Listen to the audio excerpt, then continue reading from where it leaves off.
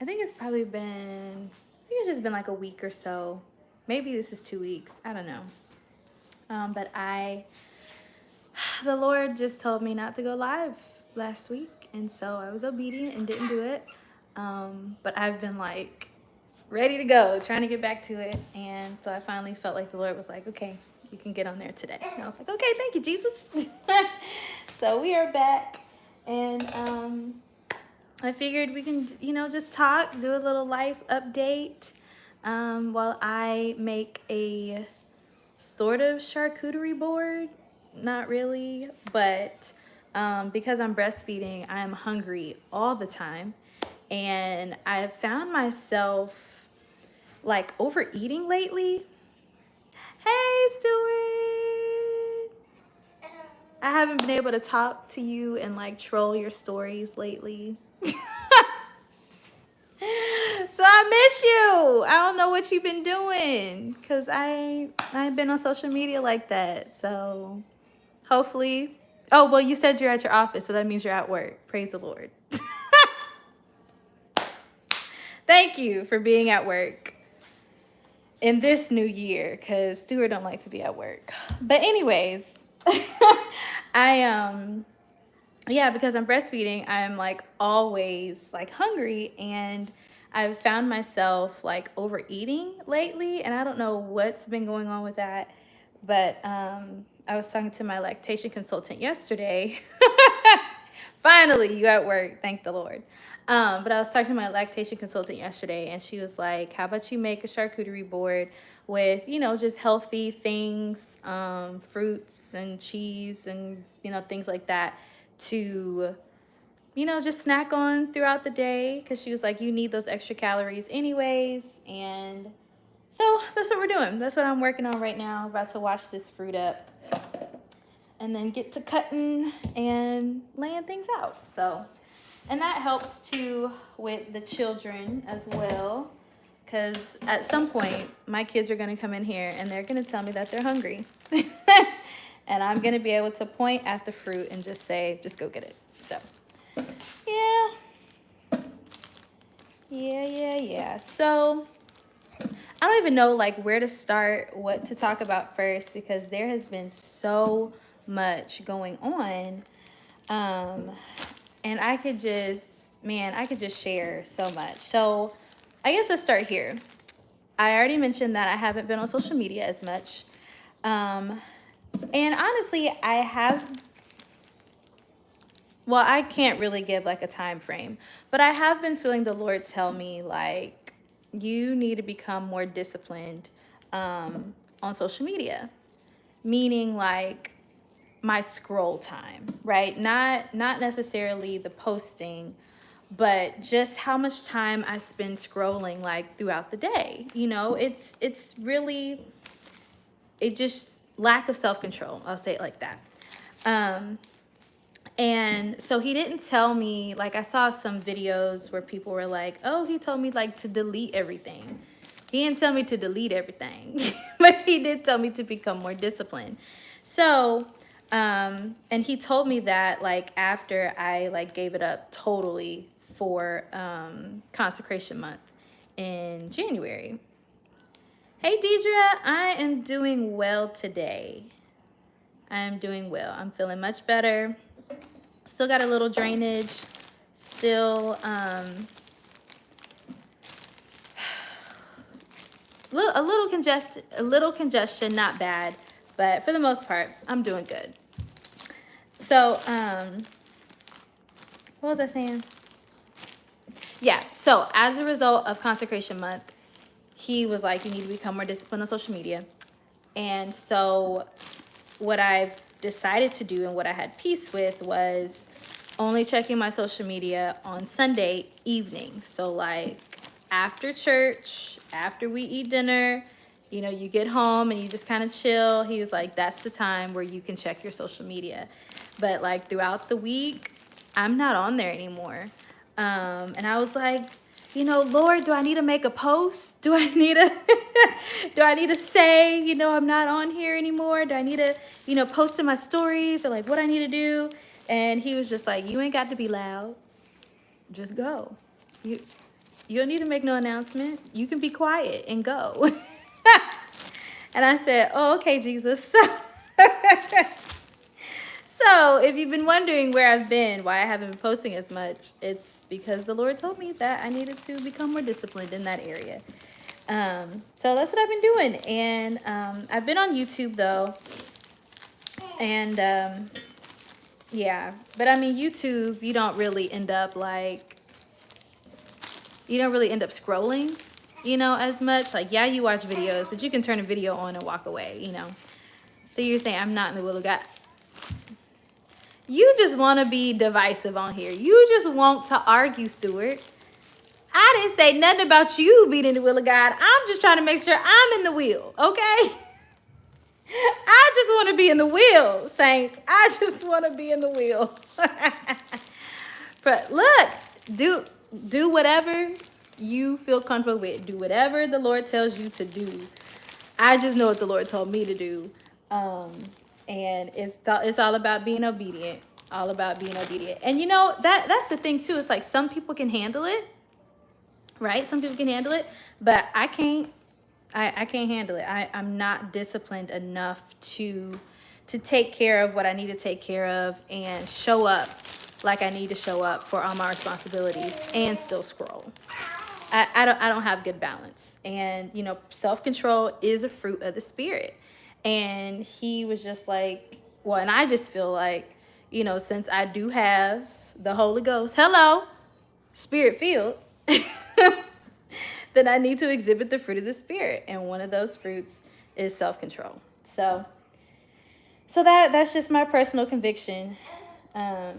Obedience, absolutely. Get your hand out your mouth. Get your hand out your mouth. Yeah, so that's what's been going on with me on the social media front. And then I also feel like too, like being on YouTube, the Lord was just like, you want me to bless you through YouTube.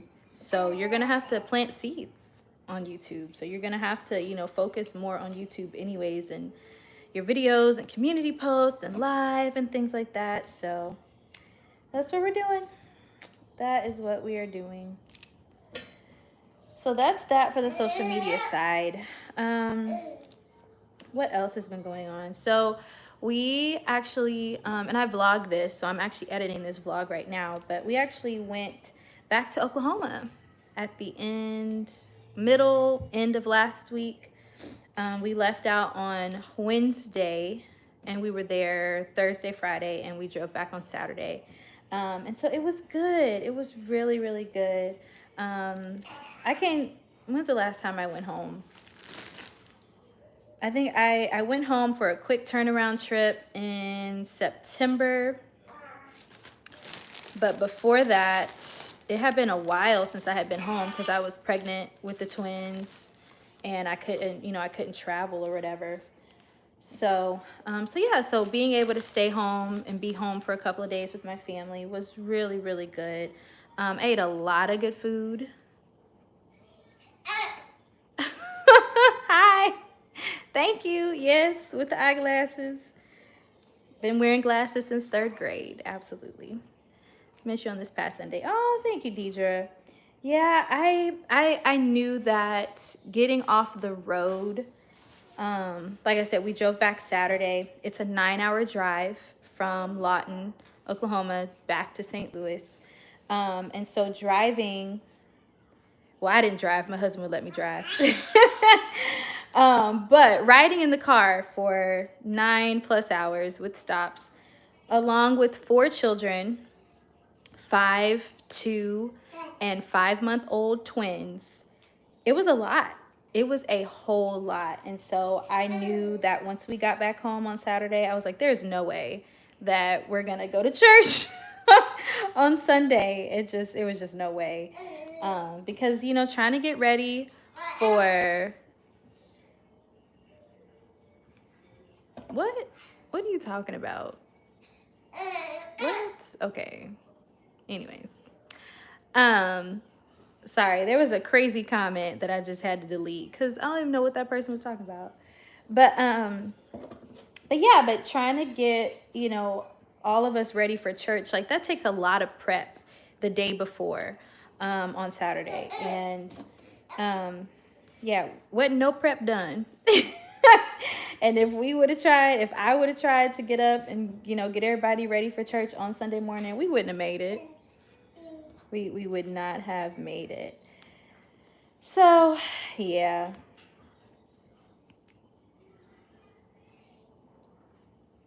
Okay.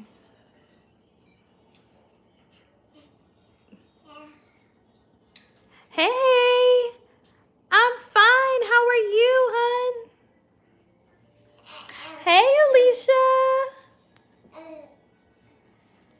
Meanwhile, I've been thinking about you, girl, because I need to call you. We were supposed to talk flex stories on Sunday evening.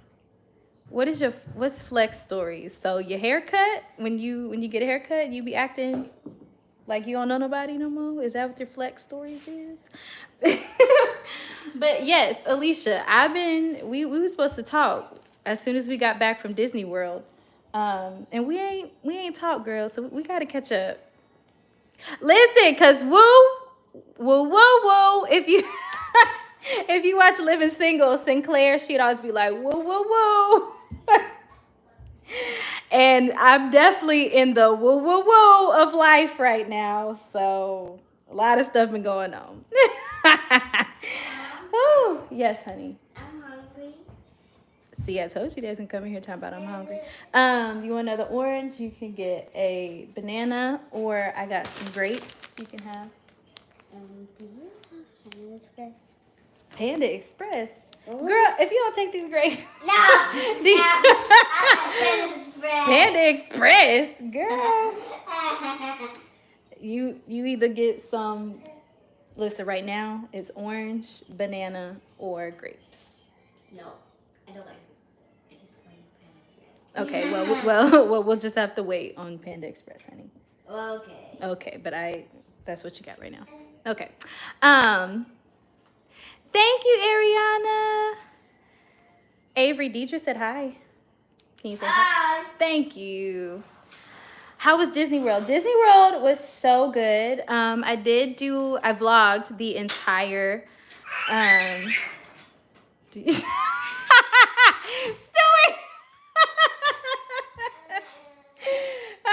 That is such a black kid thing to say. Do you got panda money?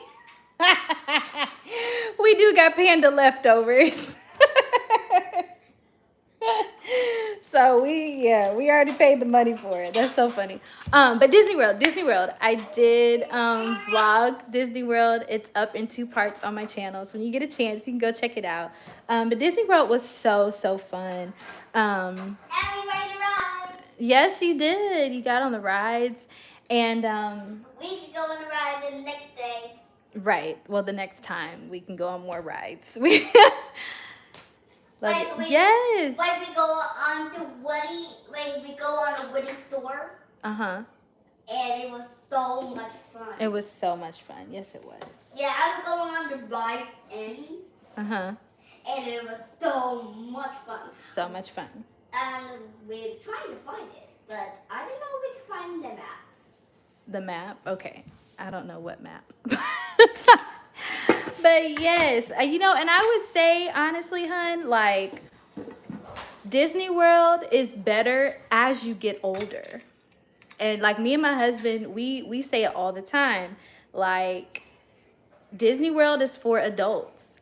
Like, it is so much better when you're older because, and I don't know what it is. I don't know if it's just like, I think you just pay attention to the details more. You're able to, I guess, enjoy more rides. I don't know. It's just different when you are older. So definitely go back as soon as you can or whenever you can and enjoy it as an adult. Like, seeing it through a child's eyes is beautiful, but just it's different as an adult. Ariana, if you're still on here, Ariana is a full-grown adult, right? And she went not too long ago. And like, cause I told her it's for adults. So she went based on that advice too. But anyways, I was talking about something else. What was I talking about? What was I saying? I don't know what else I was talking about, but yeah. Life update, right? We were talking about that. I think I don't know what we were talking about. Somebody remind me. What was I talking about? Because I didn't get distracted. Avery been in here asking for Panda. Stewart talking about Panda money. I'm trying to pick these grapes. Good Lord help us. The mind of a mama. You just can't keep it straight. Well, I'll talk about something else until I can get back to what I was actually talking about. But let's see. Yeah, I went back home to Lawton. Yeah, you were talking about. Okay, I was talking about Disney. Yes, Disney was good. But then I was talking about Lawton. Going back home to Lawton. Which, Alicia, I was going to hit you up and be like, are you in Lawton this time? Because you be in Lawton and don't be telling nobody. And I was going to see if maybe our Lawton trips lined up so I could see you. But yeah, I went home and it was really, really good. I ate a lot of good food. And I vlogged all of my eating. Everything I ate going back home, because there are certain restaurants that are only in Lawton. Like I cannot get I can't get it everywhere. So like there's this place in Lawton called Wayne's Drive-In. It's only in Lawton. I always pop up and leave. I never went. See, you know, well, you know, I don't talk to nobody there anymore like that. Like I talk to a few people, but like a lot of people, not too much. But I had Wayne's, girl. I had Wayne's. And they cheeseburgers, they fries, the sweet tea. Baby, I don't know what they put in that sweet tea. But woo! When I tell you I don't know. Well, I had 2 sweet teas. I went back one day just for the sweet tea. I didn't get no food. I just went back just for the sweet tea because it was so good. And my husband was like, "You need to drink something else." And I'm like, "Something else like what?" He talking about lemonade. Lemonade ain't sweet tea. And how is that any better? It ain't no better. And then he went to the store the next day and bought me a whole little jug of sweet tea. So what is you talking about? Oh, that sweet tea was so good. Wayne's is beautiful. Yes, Wayne's is beautiful. Thank you. You saw me singing at church. Thank you. I'm actually gonna be leading again at church this month. So February, I think the date is like the 16th. I'll be singing at church again. I'm really having to take my time and like ease back into things because it's a lot. It is a whole lot trying to what is going on? Why is you over here grunting? What you doing? You fussing. Yeah, so I gotta ease back into that. But it'll be good. It will be good.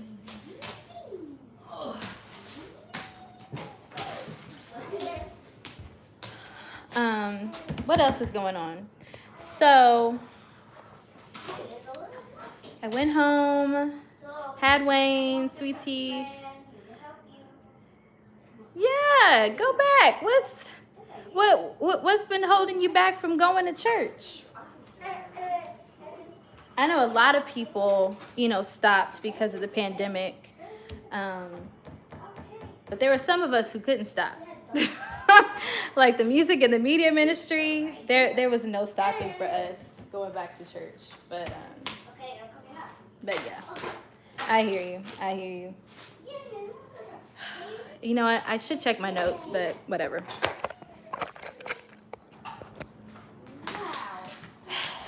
So the twins are 5 months now. We're just doing life update. How about we just do that? Twins are 5 months. I have been exclusively breastfeeding for 5 months, which is really crazy. Exclusively breastfeeding twins for 5 months. And that is absolutely insane. Absolutely insane. But the way that I be tearing up some food behind breastfeeding, it's really, really crazy. Really, really crazy. But it's what we gotta do. What we gotta do. Some people are like, oh, breastfeeding, saves you money. It's cheaper than actually buying formula. But no, sometimes it's about the same. Sometimes because by the time you factor in, um, your breast pump and how much you eaten because of all the extra calories and um, like nursing covers and lactation snacks and lactation drinks and everything. Like sometimes breastfeeding is not necessarily the cheapest option or route to go, but hey, it is what it is.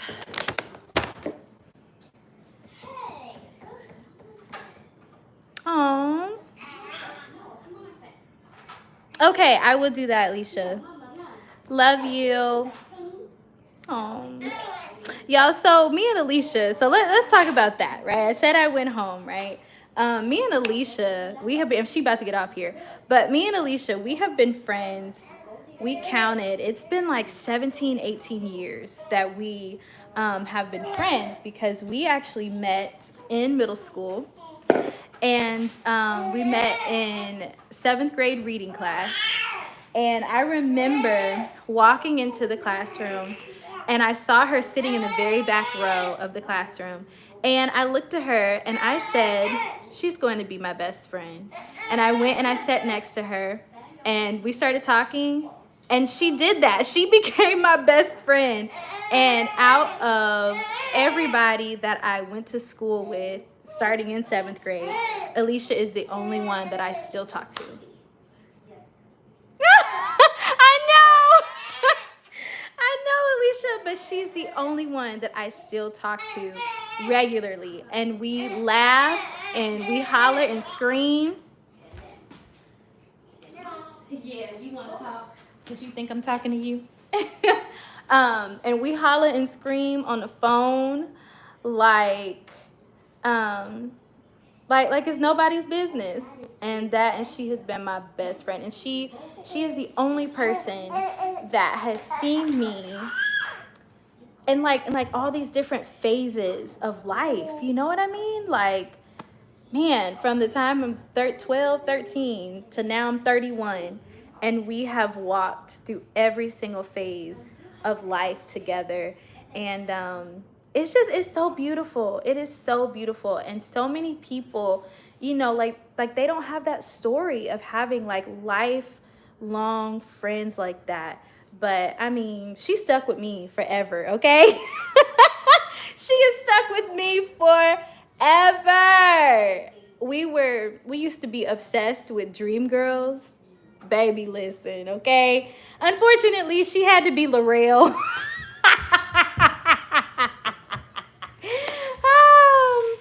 Just happy to be here. Listen, I'm happy to be in your life, girl, too. Because, man, but yes, she had to be L'Oreal.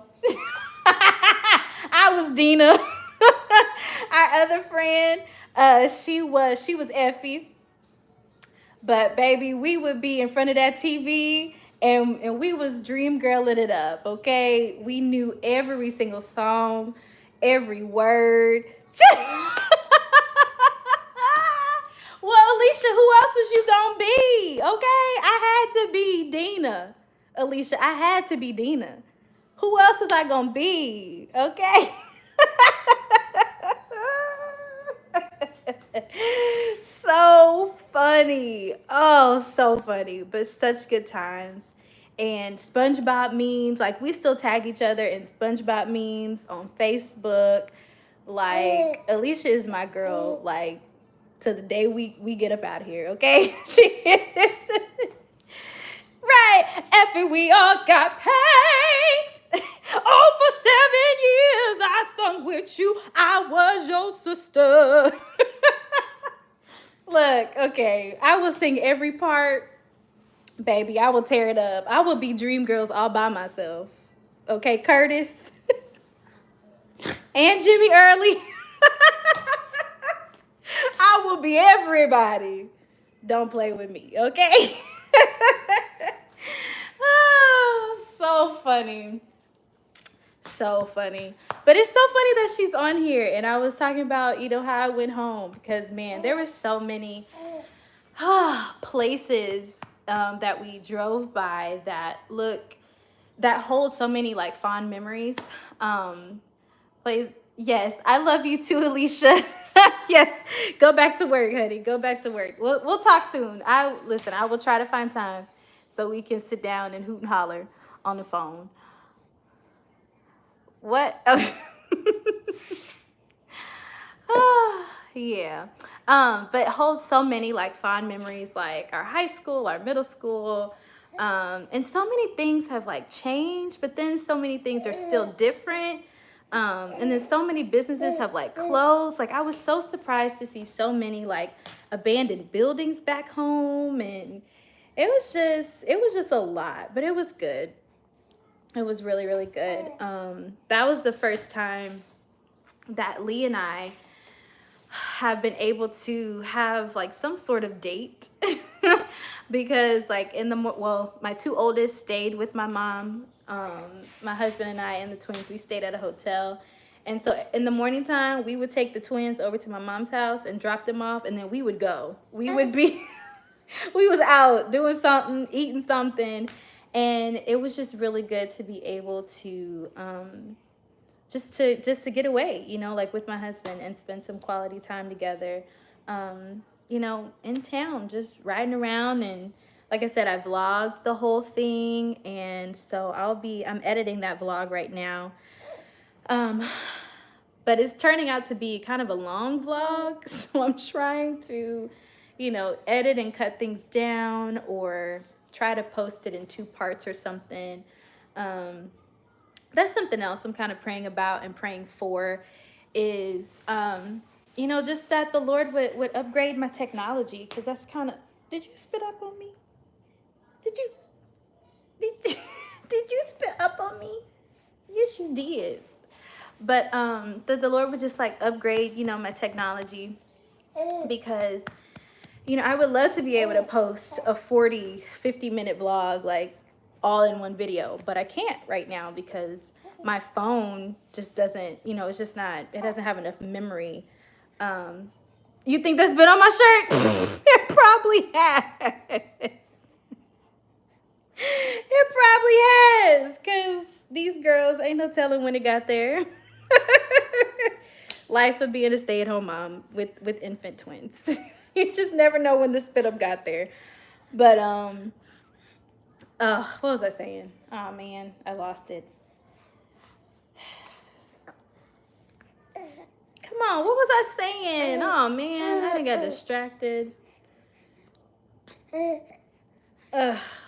I lost it. Okay.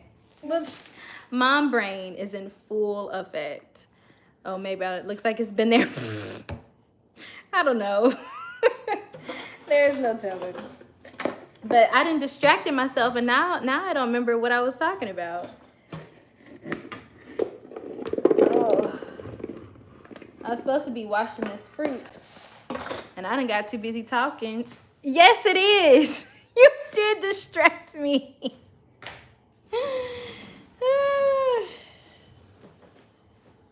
Oh, I think I was talking about my husband. The fact that we got to spend some quality time together. I think that's what I was saying. Because yeah, it's been a while since we've been able to do that, because we have kids. We have kids, and so it was just really good. It was really good. We tried a new place. They have a new restaurant.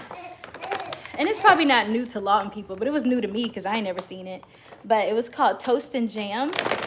And I've never seen a Toast and Jam anywhere else. But it kind of reminded me of a First Watch. It was very, very nice, very kind of like upscale. And I was like, okay, Lawton, this nice. This real nice for Lawton. So it was good. Like I said, I vlogged the whole thing, so Oh, no, that's what I was talking about. Technology. That's what I was saying. Asking the Lord to upgrade my technology so that I can post a whole 40 to 50-minute vlog versus only being able to post like 2 20-minute vlogs.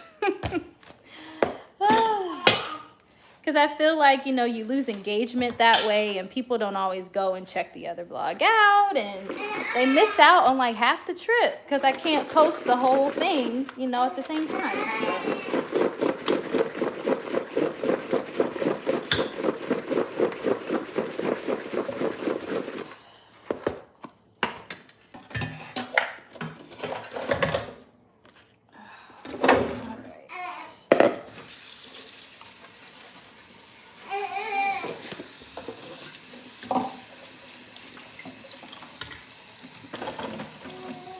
So really upgrading, I guess maybe my computer or just like where I can edit, because it's really the editing and the exporting that I'm really struggling with, because I edit and export on my phone and my phone just doesn't have enough memory space to be able to export, you know, a long video. So if I could either upgrade my phone to where there's enough space to where I can edit and export there, or upgrade my computer to where I can edit and export there, you know, longer videos, that would be great.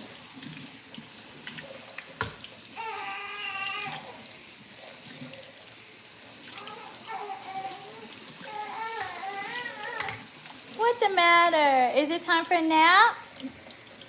Is it time for a nap? Yeah. Okay. Okay, let's go. Okay. Yes. Okay. All right. Yes.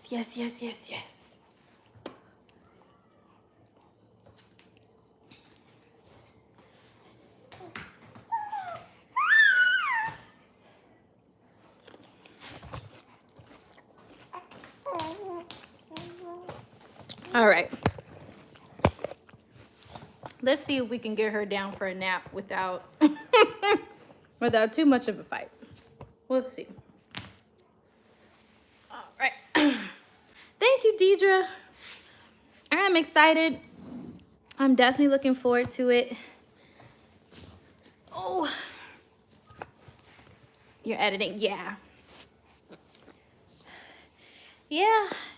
You know, it's just right now, an upgraded computer just isn't in the cards right now. But, you know, the Lord was faithful in my vlogging camera. So let me tell the story behind that. So I have always only used my phone initially, right? And I was, you know, telling the Lord, you know, Lord, I want a camera. I want like an actual vlogging camera.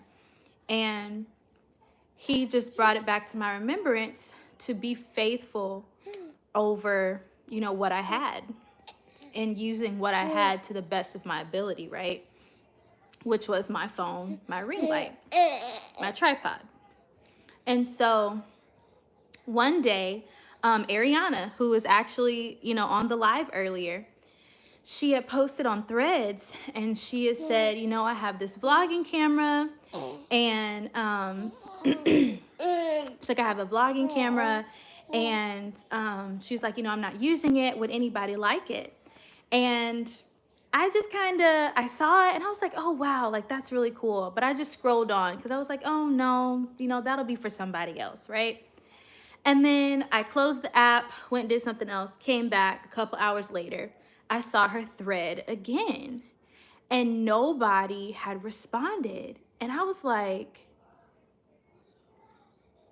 I'm gonna go for it. So when I reached out to her and was like, hey, like I'm interested in your camera, you know, how much do you want for it? And she was like, I don't want anything for it. If you could just pay for the shipping, you know, like the camera's yours, like free, no problem. And I was like, okay, sure, right? And the camera ended up being the exact camera that I was looking at and that I had wanted. And I got it for free, except for the shipping. But the shipping is like way cheaper than, buying like a whole camera. But I was just like, stewardship, being faithful over what the Lord gives you. And he will bless you with more. If you're faithful over a few things, he will make you ruler over many. And getting, my actual vlogging camera is a sign of that. But, and it didn't happen immediately either. It was like maybe a year. I had to just be faithful over my phone, over my ring light, over my tripod, be faithful over my content. And not even just saying be faithful in doing it consistently, but be faithful even in perfecting the craft too. It's like, don't expect God to bless you with more if you don't even steward well what he's already given you. You know what I mean? Like in the parable of the talents, the servant gave him 5 initially, but the servant returned to him 10. So that meant that he grew what he had. He didn't just, the guy who, had 1 and just gave him back 1, like the master was not pleased with that because he did not grow and use it to the best of his ability. So you have to steward well and perfect your craft too. So yeah, just want to share that story. So proud of you. You are growing. Yes. My cousin famous. Look, and Stewart, the one that's actually famous, okay? But I joke with him that he's famous because of me. Because of me. Because all of these performance tracks that Stewart be using, who is the soprano background vocalist? Me. That's me. Stewart is getting booked because I'm on the performance track, okay? He ain't doing that by himself.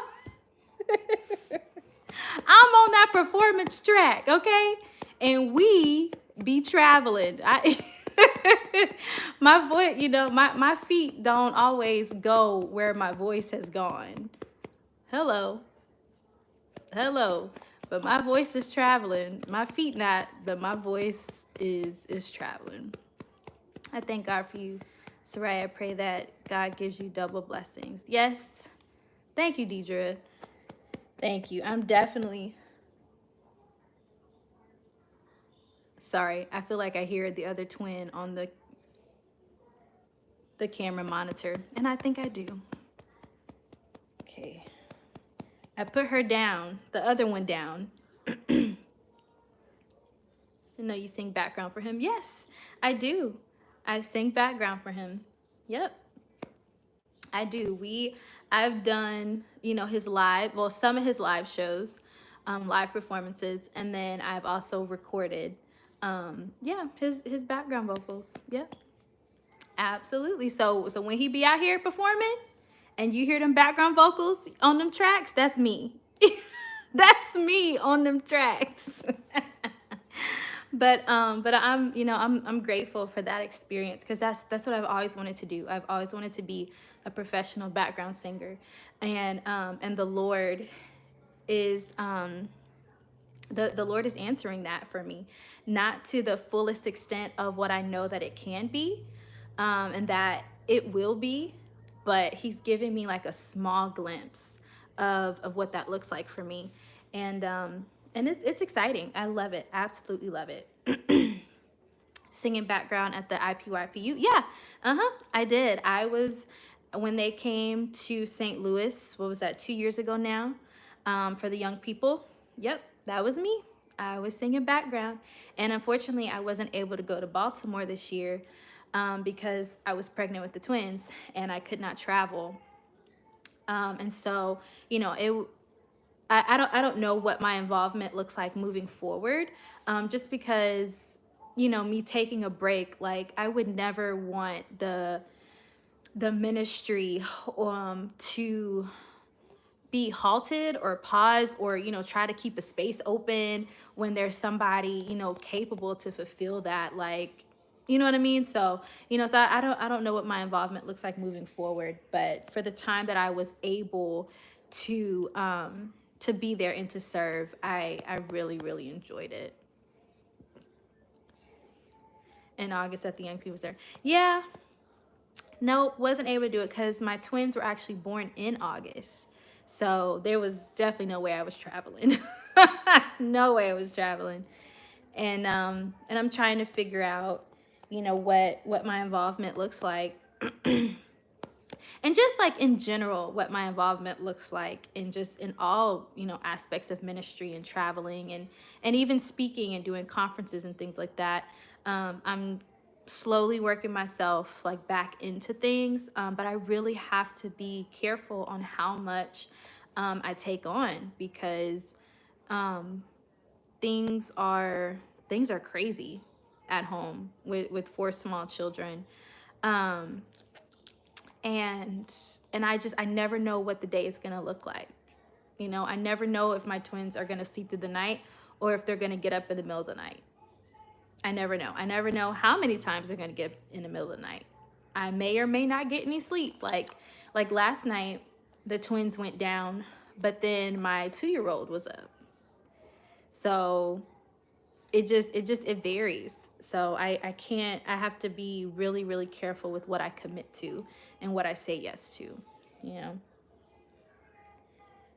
Okay, I'm trying to make sure this one is down good before I go pick up the other one. Because trying to have both of them up and both of them crying and screaming in my face, it's not good. It is not good at all. Trying to balance that. So,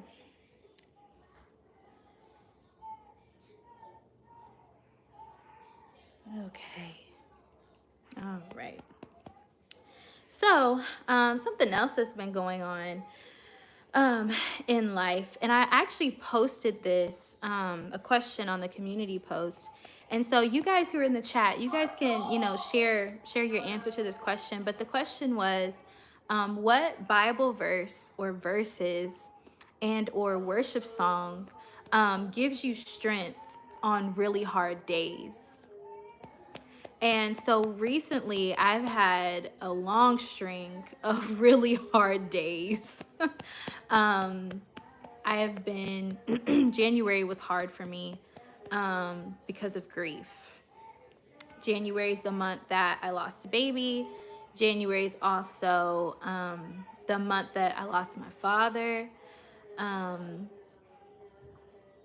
Lee's great aunt passed away, so we funeralized her in January. And then the day prior to her service, I had a cousin that we funeralized as well. And so it was a lot of grief, a lot of grief. And then outside of that, then just and I've talked about this, in a YouTube video, just financially, things that are hard as a young growing family. um Bills is just stacking up. Random bills. Be like, what is this? Where did you even come from? When did I even go to you? When did I talk to you? And it's just bills, piling up. And so things have been hard. But the verse for me that has been giving me strength in the hard days has been Matthew 6. And and I'm a paraphrase, but Matthew 6 is it has the Lord's Prayer in it, right? And one of the lines of the Lord's Prayer is, give us this day our daily bread. And so reading that it makes me think of course, the children of Israel, right? When he made manna, fall from heaven, and he told his instructions to the people were, only collect enough for the day. Don't try to collect more than what you need for the day, because it will spoil. And then on the 6th day, he said you can collect double, because on the 7th day, none is going to fall. So make sure you have enough for today and for tomorrow. But in this season of life where, we're needing things financially, but then also just needing strength and joy and peace and just help, with the grief, reminding myself that I need to seek the Lord daily for daily strength. Like yesterday's strength, yesterday's seek is not going to be enough to last me the next day. I need to seek him, constantly, for whatever I need. And even when it comes, like I said, to even physical needs, monetary needs, seeking and believing the Lord, daily for that, and knowing that he will provide everything that I need daily. And then along with that, later on down in that scripture, that's where he talks about, like, don't worry about what you are going to need for tomorrow. Only worry about what you need for today.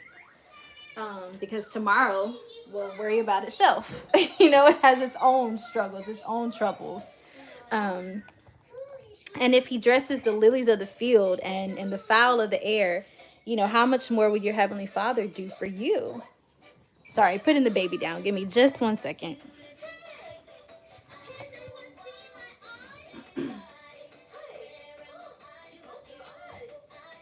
Carter.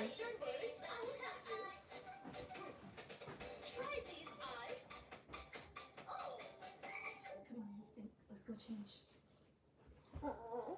Yep. Putting one baby down and having to grab another because we got a stinky diaper. Woo, welcome to real life with a stay-at-home mom. My goodness. Come here. Come here.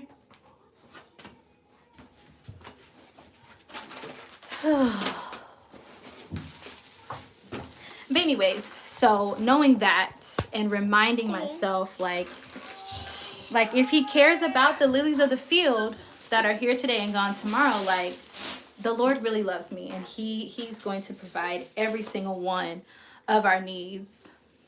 Firm foundation, yes. You and your family just had a style. I know it's hard for you and your feelings from being family. Thank you. Yes, it was not the best. See, writing worship songs, so I would think. Day 54 and day 61. Yeah, absolutely. So speaking of Maverick City, there are a couple of songs that have been giving me strength lately, and one of them is by Maverick City. More Than Able. Hello. Hello. More Than Able. Oh, okay. More Than Able. Woo! So good. At the part for me that really takes me in is the can you imagine, with all of the faith in the room, what the Lord can do, right? Woo, so good. It's gonna happen. Just let the way make it through. He's gonna move. He's gonna move. So good. Woo! But then also today, well, yesterday, the song that I could not stop singing was Trust Me by Richard Smallwood. And I know that's that's an old school song, but man, it has been giving me so much strength. And I just, whenever I'm feeling down, whenever I am feeling just like, God, what is going on? What is happening? Like, that's the song that my spirit just keeps singing. It keeps singing that every single time. And so I'm grateful that the Lord allows me to be human, but then I'm also grateful that I have invested in my spirit so that when my humanity is weak, my spirit can speak up. You know what I'm saying? And the greatest example of that is Jesus himself. When he was in the garden of Gethsemane, but on the night that he was betrayed, and he was praying, the Bible talks about how he was like sweating profusely, and he was just like he was so grieved by what was about to happen to him. And he said, if it be thy will, take this cup from me. That was his humanity. He did not want to die. He didn't want to suffer the way that he was going to. His humanity said, take this cup. But his spirit said, nevertheless, not my will, but your will be done. So that teaches me that it's, number one, it's okay to be human.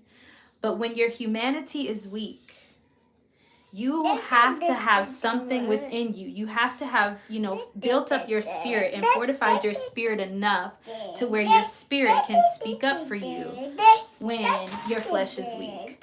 And even, we're talking about grief. I was sharing, hi, babe. My husband is in the chat. Everybody say hi, Lee. Thank you, babe. Yes. But talking about thank you.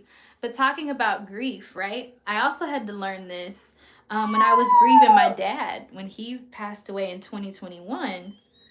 I did take some time off from leading worship.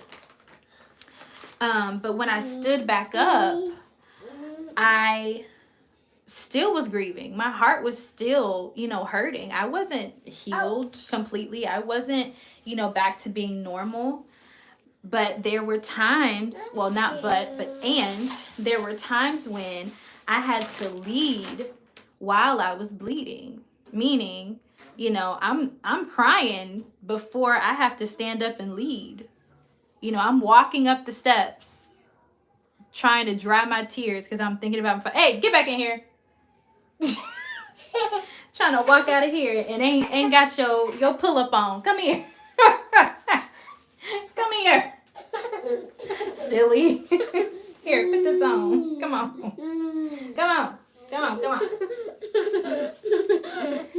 And so there were times where, I would be ad-libbing, right? And I would be like, God, you are so good, or exhorting. And I'd be like, God, you are so good. God, you are so faithful.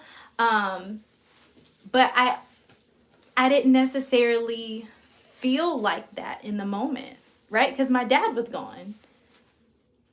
I was disappointed. I was hurt that he allowed my dad to pass the way that he did. I wasn't even there when he passed. I didn't say goodbye. And, I called on the name of Jesus and you didn't answer the way I thought you were going to. So that's how I felt in my humanity. But my spirit had to speak up and say, but nevertheless, God, you are still good. No, you didn't answer the way that I thought you were going to, the way that I, wanted you to. But you're still a good God. You're welcome, buddy. But you're still a good God. You're still a faithful God. And I've been in that season of life for actually the past couple of years. There have been some really unfair things, that I've experienced and that has gone on. And I have had to find a nevertheless. Hello, somebody. I have had to find a nevertheless in my spirit because my humanity, man, just, we've been going through it. That is bottom line, going through it.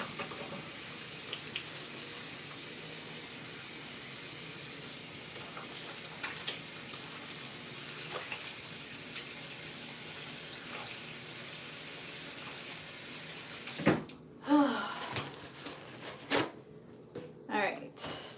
So 2 babies down, 1 baby to go. Still got a baby crying. In the other room. So let's go get her. Whew. This is real life as a stay-at-home mom when you got multiple children. Mom, Yes. I want Hannah to rest. Okay. Okay, hold on. Okay. You got to do one baby at a time, one thing at a time. Okay. Let's get you. Okay. Hi, Dana. Okay.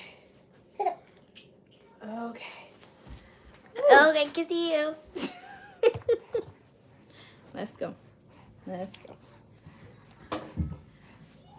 All right. Is it time for you to eat, Pookie Poo?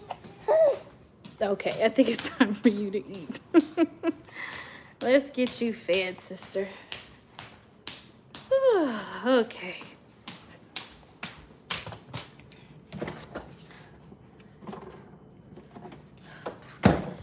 Ooh, you know what other song that I have been loving too? And I've loved this song for a while, but it is Never Lost. And I love the version by All Nations. And it starts off with Chandler Moore saying, "He is my firm foundation. My anchor won't be moved. Not something storms may collide, but my soul is on fire with his word." It's something like that. But it's just, oh, it's so good. So good. When listen to the sound of power on my lips, Jesus has broken the curse, and he has never lost a battle. And he never will. Woo! Oh, yes, Lord. So good. And he never will. Woo, so good. Uh-oh. You okay? Okay. Hi, sorry, Pookie. That baby okay. All right. She's good. So yeah, that's been getting me through as well. So let's see what else has been going on. I think I kind of mentioned it on here, but I think I've gotten to a place of peace with it. But you know, I had a conversation actually in January, and that was also something else that made January so hard, was someone asking me what all have I accomplished as a stay-at-home mom, or not even just as a stay-at-home mom. What song is that? So it's called Never Lost by All Nations Atlanta. And I think the original songwriter is Chandler Moore, because I have seen him do different versions with different artists, but the version that I love the most is by All Nations Atlanta, and you can find it on YouTube.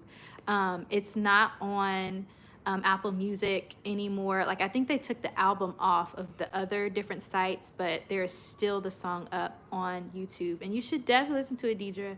It is so good. It is so good. The instrumentation, the vocals, just is so good. So good.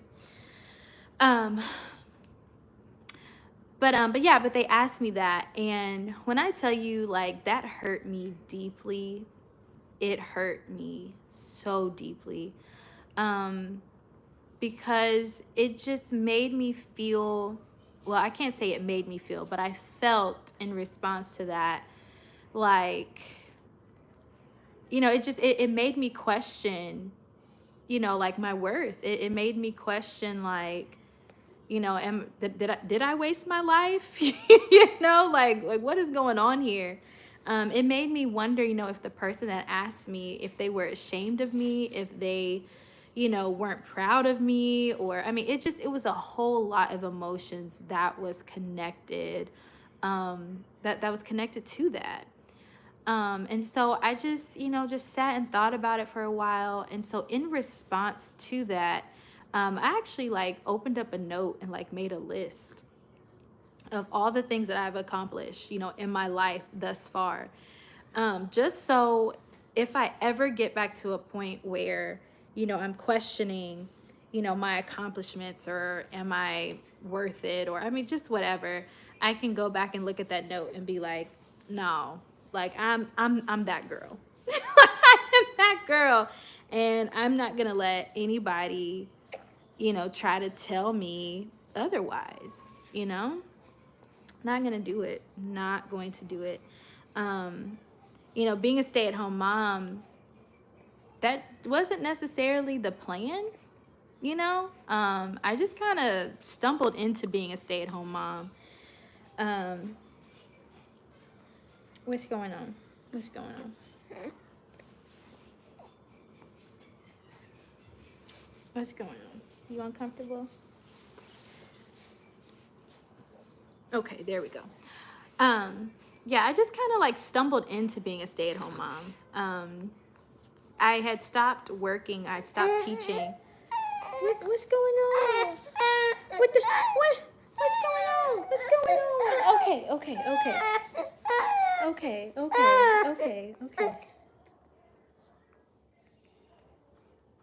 Okay.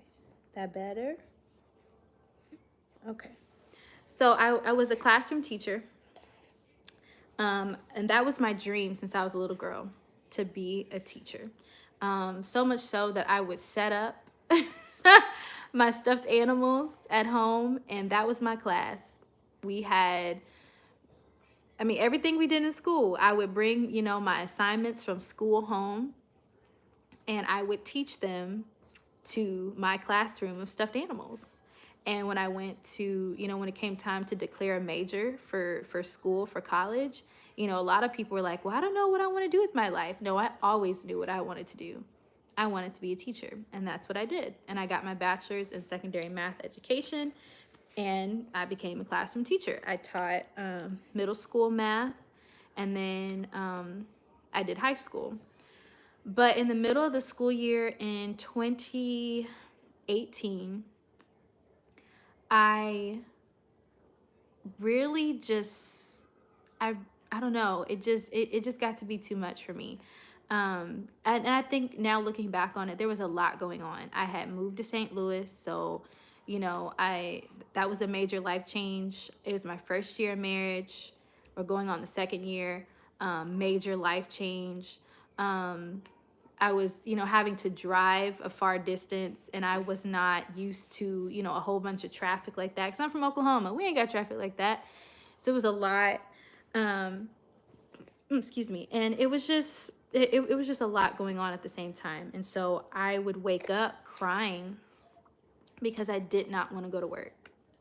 I didn't want to go to work. It got so bad to where I was having suicidal thoughts, because I was just like, not being here is a lot better than having to go to work. Like, it got really, really rough. So I ended up quitting and leaving teaching in the middle of the school year. And then I found out January of 2019 that I was pregnant. And so, my husband and I, we had discussed like different options on, what to do next. And some of the things that kind of made me worried was, if I try to get a job, will the companies even hire me? Because I'm pregnant, I'm about to be out on maternity leave. Are they even gonna, want to pay for maternity leave? Like, what's gonna happen? Okay. I hear another baby crying. So I just we can walk and talk. So I just kind of felt like this isn't worth it. What's going on, sister? What's the matter? What's going on? Okay. Oh, goodness. All right, let's figure out how to work this. Okay. Yes.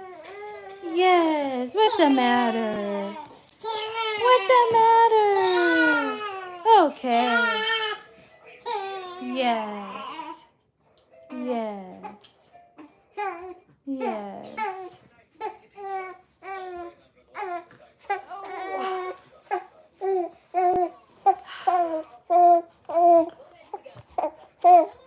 real life as a twin mom. Feeding one while trying to comfort the other. Let's see, what do we want to do?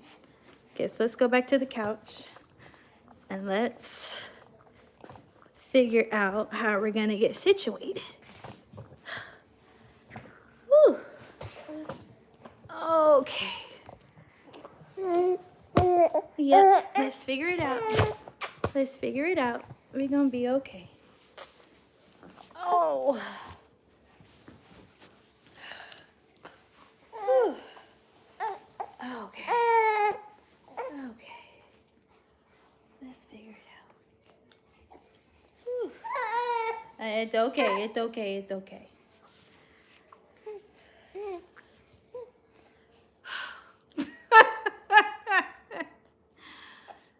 Oh, thank you, babe.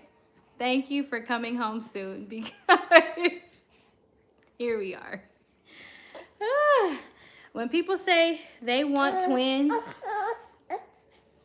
I just be like, I don't think people really understand what it looks like and what it means to have twins. It's cute when they're matching, you know, it's cute when you got the cute pictures and they, you know, they switch places and they play tricks on you. Like, it's cute then, but it's not cute when they both crying and screaming in your face. It's not cute when you got to pick them both up at the same time because they only want you. You know, you're the only person that can calm them, and it's just, it's crazy. It is crazy having twins. And then don't let the two oldest also need you and want you, because it is just, it's hard. It is hard having twins, but I'm glad that that happened so that this is a real day in the life of a stay-at-home mom.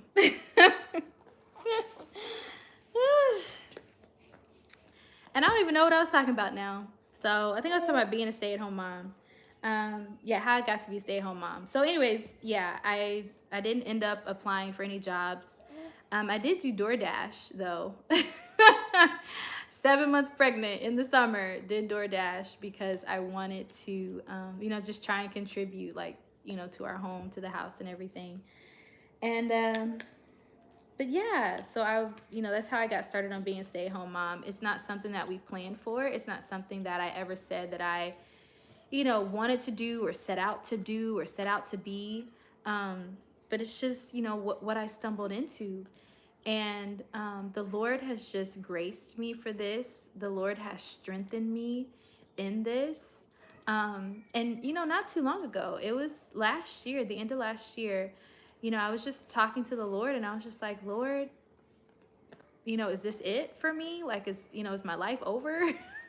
Is this all I'm ever supposed to do, ever supposed to be, is just stay at home mom? And I was like, you know, I went to college and my daddy paid out of pocket for school, and, you know, was it all wasted? Was it in vain? And he just very clearly spoke to me and said, not at all. You know, you are so blessed to be able to be so hands-on with your children, you know, and provide them a good solid foundation of morals and manners and values and ethics. And you're the child's, or you are the children's first teacher. So, you know, I'm the one that has, you know, been teaching them colors and ABCs and math and reading and writing and coloring. And, you know, like, that's a blessing to be able to do that for my babies. It's a blessing that I get to be able to watch.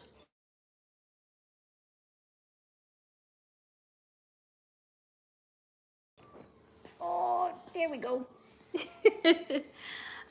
You know, it's a blessing that I get to be able to do that. And, you know, my education background isn't wasted either, because all of those skills of teaching, I'm having to use with my children, but also as, you know, a worship leader and someone who speaks at conferences and who speaks, or who, you know, does classes, the podcast, you know, the ebook. Like, I'm having to use my education skills for that, you know, being mindful of different learning styles when I am creating presentations, and when I am, you know, crafting even brain breaks, within a presentation, and how to engage, the audience, and how to, get real-time feedback. And I mean, just, I'm having to use my education background in what I'm doing now, even though it seems so, so different, because literally education and then worship. How do the two even even correlate? But the Lord knows how to make all things work together for our good. And you may not, see it immediately, but at some point you will see it. Sometimes it seems like the things that we go through are so disjointed, just don't make any kind of sense. Like they don't flow together. You just be like, this is so weird. What is this? But God knows what He is doing. And if you will only trust me, right? Trust Him that He is going to make everything work together for your good, even the things that seem like they are not connected at all. He will make all things work together for your good. You just have to trust Him. And as much as I'm saying that on this live, like I'm saying that to myself too. And I think that that's what the Lord has been saying to me, and why that song has been just ringing in my spirit. Trust me. And the part too that's been getting me, that I was stuck on today, is the if you will only trust me. Like, only trust me. Only trust me. Don't doubt me. Only trust me. Like, that's the only option. There's one option, and it's trust. And that's what the Lord has been saying to me today. Only trust me. Only trust me. You don't have any other options. And honestly, in the season of life that I'm in right now, I literally don't have any other options but to trust the Lord. And so, going back to that the scripture that's been giving me strength on hard days, Matthew 6, when He's talking about Him providing.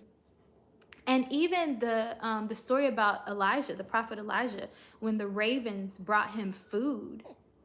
I told my husband the other day, yesterday, I was like, there's some ravens still flying around here somewhere.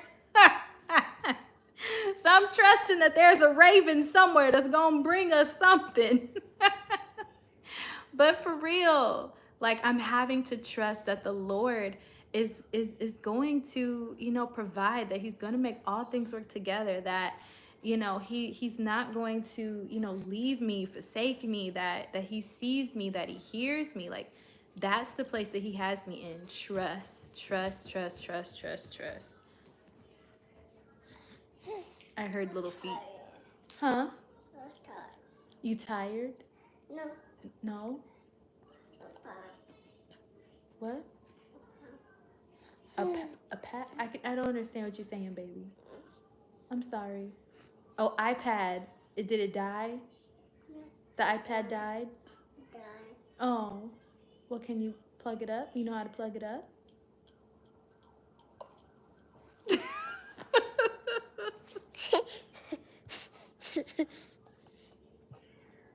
Scoot. Hi. Thank you. Scoot over. Scoot over, please. Thank you. Me. But yes, help me to trust you, Jesus. Right, Deidre? Like, that's where I am in life right now, is Lord, help me to trust you. Don't help me not to doubt you. Help me to remember, like, if the things that you've done before, to build my faith. Carter, scoot over. To build my faith that you are going to help me now. So absolutely, that's definitely the place that I'm in. Just leave it alone. Leave it alone, please. Leave it alone. Thank you. No. Thank you. No. Everybody was occupied with something, and now as you can see. Me. Everybody's not. So I can't even see because his afro is in the way. If you don't move. Move, kid. Move, kid. Carter, leave it alone. I ain't got hands. My hands are full. I can't even move them out the way, so I'm trying to use my leg and look over with my hand. But anyways, yeah. But I started that. I got there because I was talking about, someone asking me, what have I accomplished? And, just thinking about that as a stay-at-home mom, I have to trust the Lord that this is where I'm supposed to be. And I'm doing what I'm supposed to be doing right now. And, the enemy, that's his job. His job is to cause us to doubt the Lord. Can you see me? Okay. Move your head, please. Oh. Okay. Okay.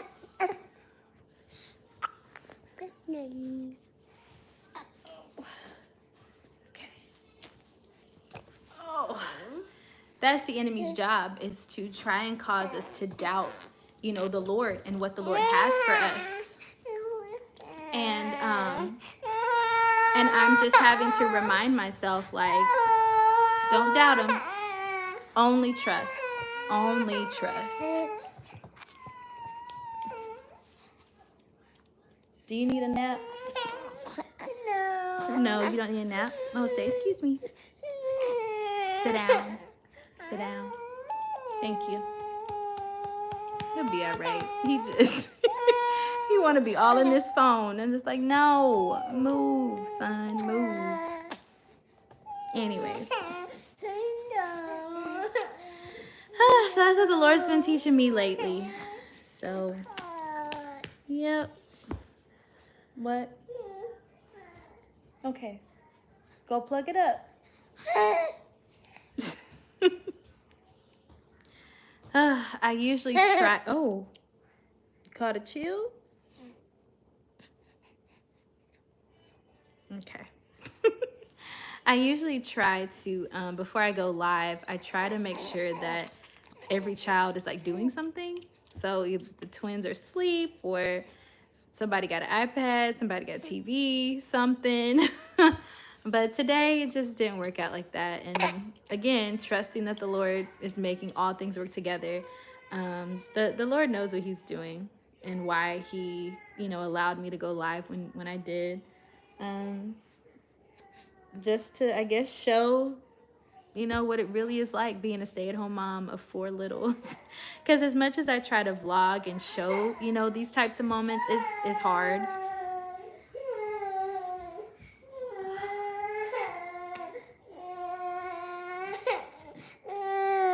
Okay, I'll fix. Oh. Okay.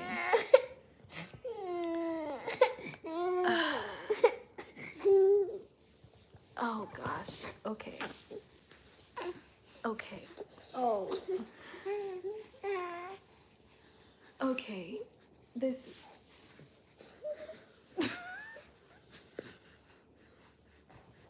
All 3 babies. This is what it looks like having 3, 2 and under. Lay down. Move your head. Please. Move your head, please.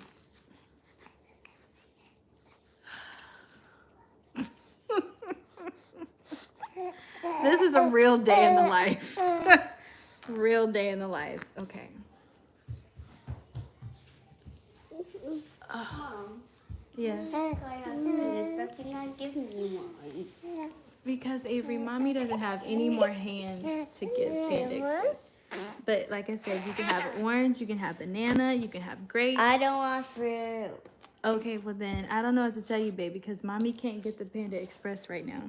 Well, we can wait to see you're done. You're holding me, sister. Then you can get Panda. Okay. Well, baby sisters are actually kind of chill right now, so I could probably try to put somebody down to get you Panda Express, okay? Okay. Okay, so let's see how we're gonna do this. Okay, Carter, you get down. Get down, please. Thank you. Okay. I got to get twins down. And then eat your fast bread. Yes. Excuse me. I like chicken. Okay. I need you to move, please. Yes. Move, please, so I can put baby sisters down. Ugh. Y'all praying for me? I feel like y'all not praying. Saints, y'all ain't praying for me. Because right now, Carter, please move. Ugh. Carter.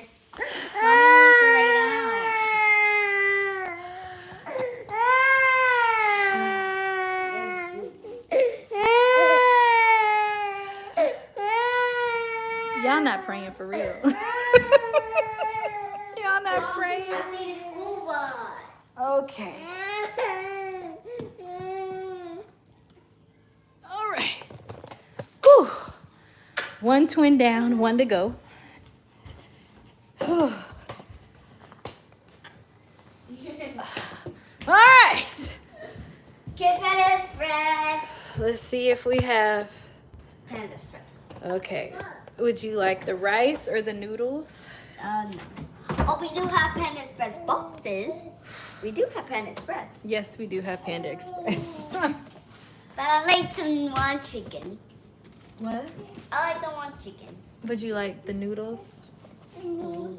I don't like chicken. Okay. You want some noodles too? Okay. Meanwhile, I started. I don't need to be hot. I just want to be. Wait a little bit warmer. Okay. I started this live saying how I was sorry. One of the twins just pooped. And I'm just like, ah!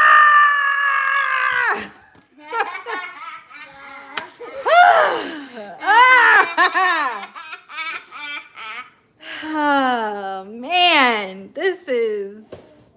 But this is real life. Like when I vlog, I feel like you guys really don't get to see the craziness. This is crazy. This is really crazy. Really crazy. So. Jesus. So I was watching a video. One of my friends actually sent me a video about prayer.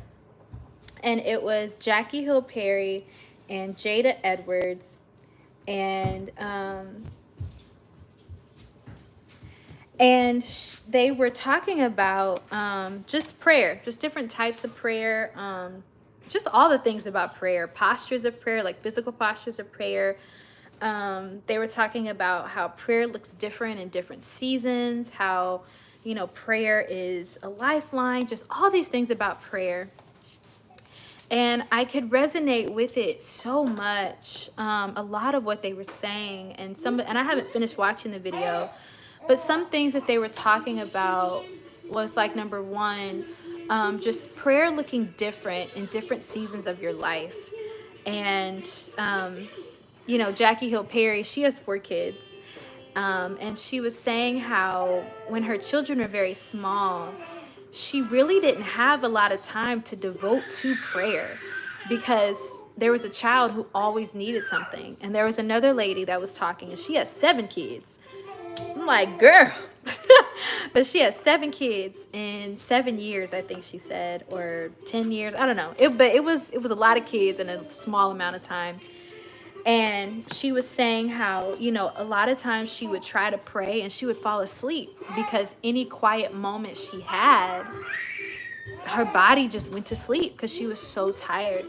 And they were talking about how, God extends us grace for the different seasons of life that, that you're in. And that's me right now. When I was in college, we had a prayer tower at Oral Roberts University, and I would spend hours in that prayer tower just worshiping, journaling, studying the word. hearing clearly from him. Like I could do that before we had children. You know, I was working as a teacher, so my time was filled, but I still had at least 30 minutes a day that I could just spend in prayer or whatever. But now with kids, it's hard. It is very hard to get a quiet moment. And I'm kind of like the lady with the 7 kids. It's like, as soon as I do get a quiet moment, like I'm asleep because my body is just so tired. But, and I say all that just to say, like, I'm so glad that the Lord extends us grace. And the Lord is so mindful of us. And I hate to say this because people use it so flippantly, but he really does know our hearts. And even when you cannot, you know, necessarily spend hours in prayer like you used to, or if you can't, you know, spend, you know, this time like shut in a closet and praying and crying and just doing all the things, right? Like the quick prayers that you say. Hold on, Avery. Hold on, please. The quick prayers that you say, like right now, I'm praying internally, like, Jesus, you have to help me, because I'm feeling overwhelmed. I'm feeling like I'm embarrassed because I'm here on this live, like trying to talk, and I can't. Like I've forgotten what I'm saying because my children are crazy and things are loud, and I'm feeling, you know, very like, just like, am I even gonna leave this live up because of how crazy things are going? And you know, and I'm just having to talk to the Lord, like, Lord, you know, you have to help me right now because I'm feeling very overwhelmed. And even those quick prayers, like, the Lord hears, the Lord honors. And I've also been finding myself receiving answers from the Lord for prayers that really aren't even formulated as prayers. They're just like thoughts that I have that, you know, I'll just be like, Lord, I would love to have da da da da da, and then I just go on. And then the next thing I know, I have it. So, you know, even when your prayers aren't necessarily, you know, formulated correctly, like, he still hears them, because prayer is just a conversation. Prayer is just communication with the Lord. And, you know, it may not look formal, or it may not look like, you know, your favorite prayer warrior or your favorite evangelist, but he doesn't care. He just wants a conversation. He just wants, you know, you to acknowledge him in your day and in your life. And that's just where I am right now, because I can't I can't do it. I can't do it. I ain't got it in me a lot of the time. So can you turn that off, please? Yeah. Yes, turn it off, please.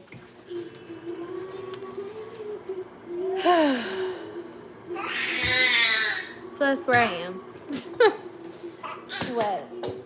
Which one of you just tore up that diaper? Huh? Was it you that just tore up your diaper? Was it you? The way you smiling at me says it was me, mommy. Carter, here's your plate, buddy. Okay, I got it. Turn that off before you leave. Turn it off. Don't worry, I'll get it.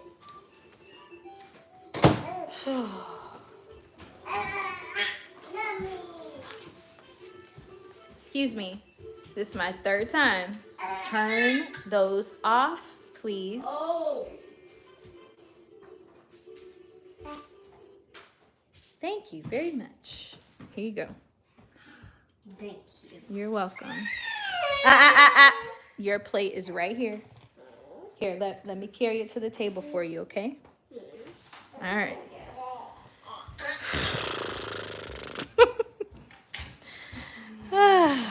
There are also times during the day as a stay-at-home mom that I have everybody turn off everything because too much noise just it is way too overstimulating for me. With babies hollering and screaming, TV, toys. Thank you, babe. See, now I'm about to cry because I feel like, okay, I'm not gonna be on this live crying, okay? Oh gosh. Okay, it wasn't you.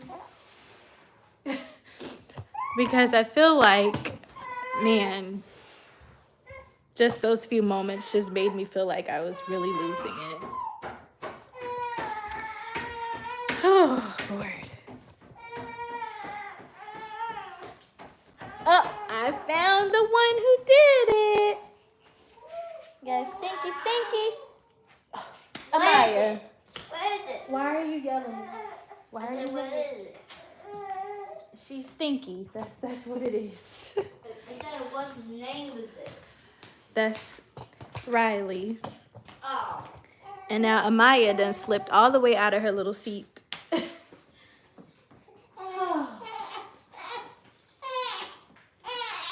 Oh gosh.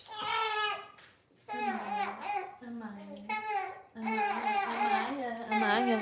Okay. Oh gosh. Okay. Let's go get this diaper changed. So this is why, if you ask me like why I haven't been singing or where I've been, this is why, because there's no way I could even prepare for a set or prepare for a rehearsal because, you know, I put a lot of time into preparing sets and preparing for rehearsal. You know, I study the songs. I like to find the key of the songs. I chart every single voice part. I handwrite every lyric, every note that every voice part sings. I also change sometimes if I'm listening to a song and I know that it's out of our voice range, I will change the key. And so that means that I don't know what you would call it, maybe impose or I don't know, transpose. Maybe that's the word. But I will do that. And so I will, you know, I'm charting a song in a totally different key than what it's actually originally written in. Like I get really, really detailed and intense when it comes to preparing worship songs and worship sets in order to teach and all that kind of stuff. And there's just no way that I can do that right now. There's just no way I can do that. With the craziness as you guys have seen on this live today, there's no way that I have the time, the quiet, the anything to be able to do that. So this is why I'm not, you know, in a rush to come back, because I can't. I can't do it. I can't do it right now. So oh yeah. Hi, how are you? Thank you. My children are very sweet. They are a lot, but they are very sweet. Thank you. Thank you. Whew, okay. And I feel like there were so many other things that I wanted to talk about on this live. But I can't remember right now. So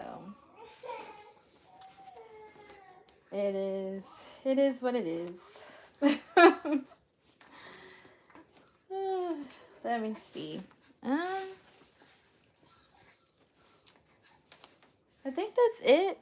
I think that is it. My husband said he's coming home soon, so Looking forward to seeing you, babe, because this girl needs a break. I started the day with every intent on getting like laundry done and getting the bathroom cleaned, and I mean, I just had all these plans for, you know, the way I wanted my day to go and what I wanted to accomplish.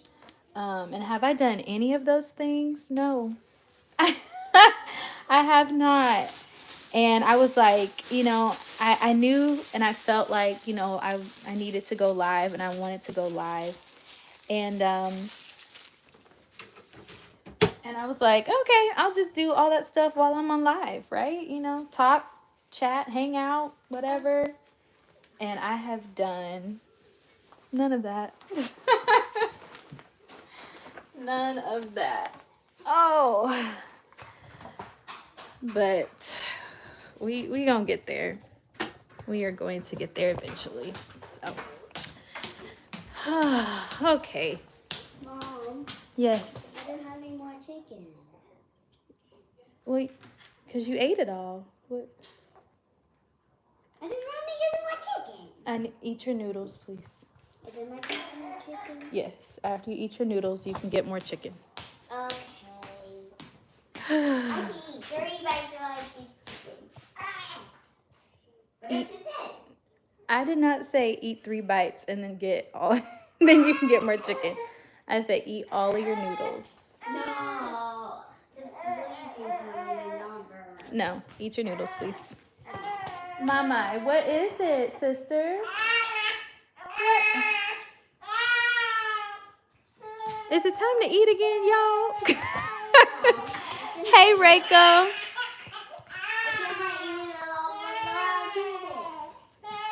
What? Okay.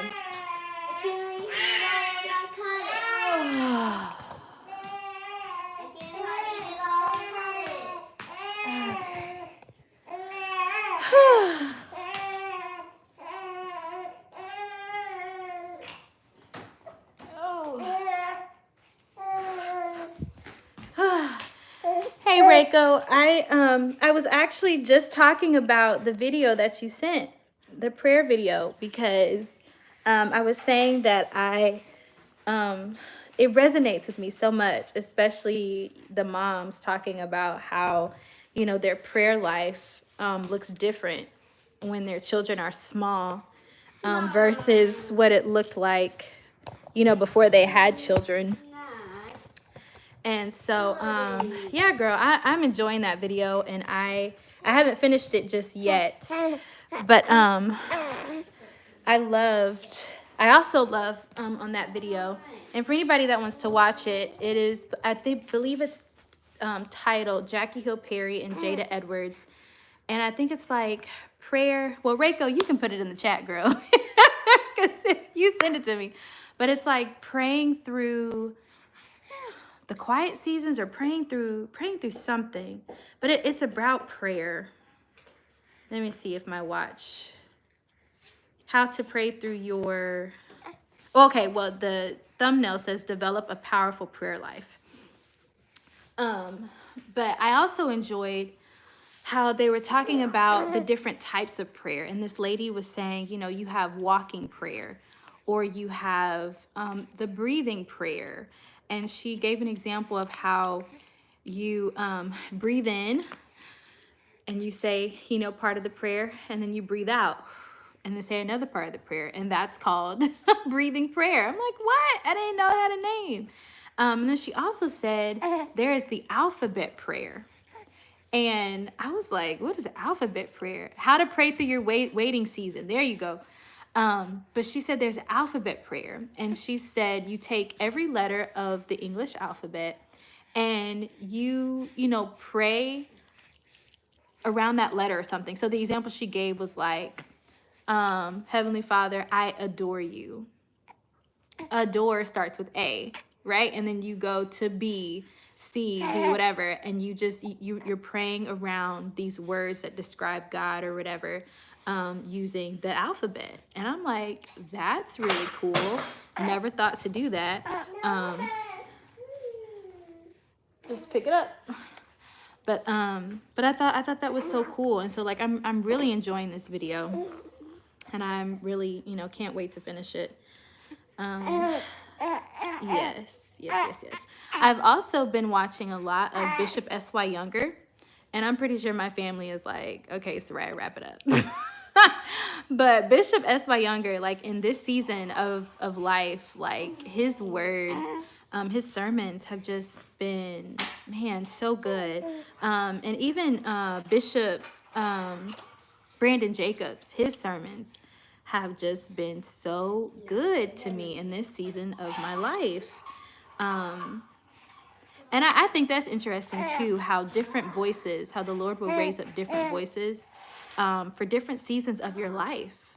When I first got married and moved to St. Louis, the voice that really resonated with me the most was Dr. Matthew Stevenson. And it was just like every sermon that he was speaking would just speak directly to my heart. But then, you know, like once I got past that season, his voice, you know, no longer, I don't want to say it didn't speak to me anymore, but it was just like, okay, you know, he spoke to me in that season, and now it's like the next voice, like the Lord had to raise up, you know? So yeah. And that's not to say that, you know, like my own church doesn't speak to me. That's not to say that at all. But just what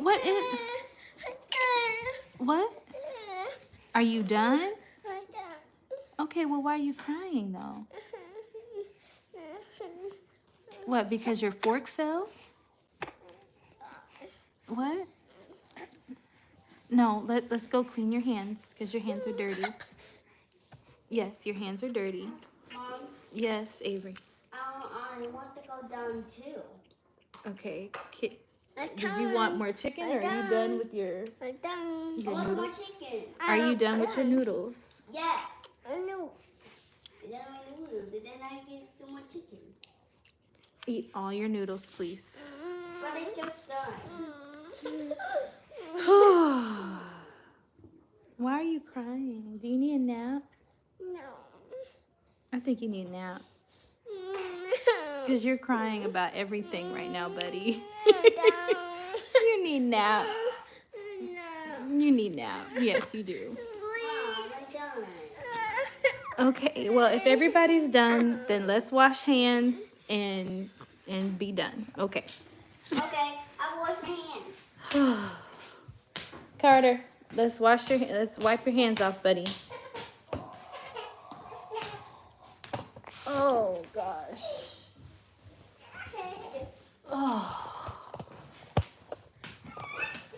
Oh, Jesus. Carter, come here, please.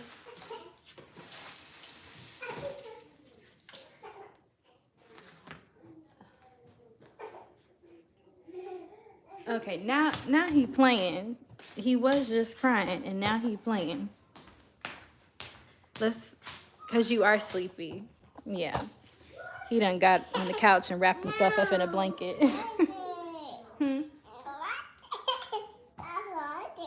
Okay.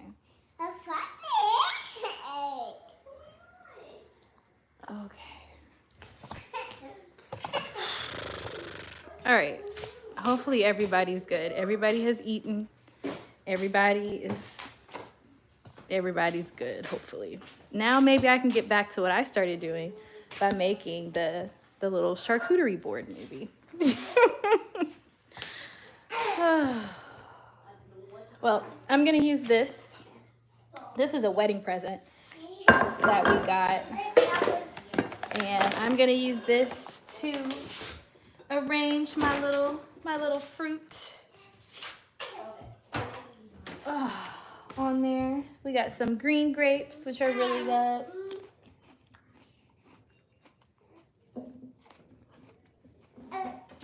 I'm gonna have to cut up the strawberries. I got raspberries, blueberries.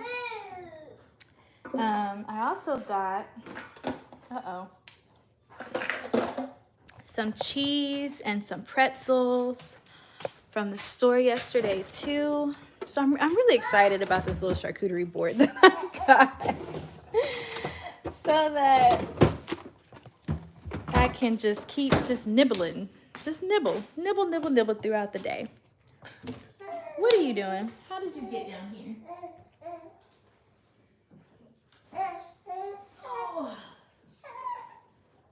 Oh.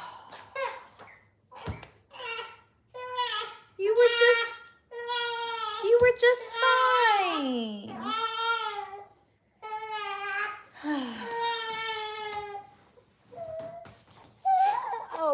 Okay. You were just fine.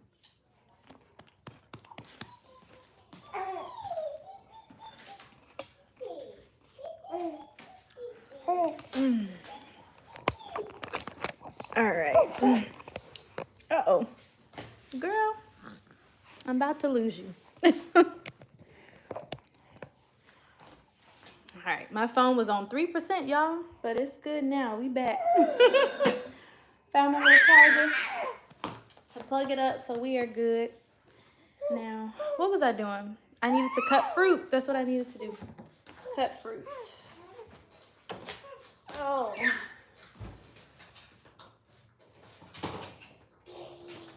All right. So yesterday was really nice.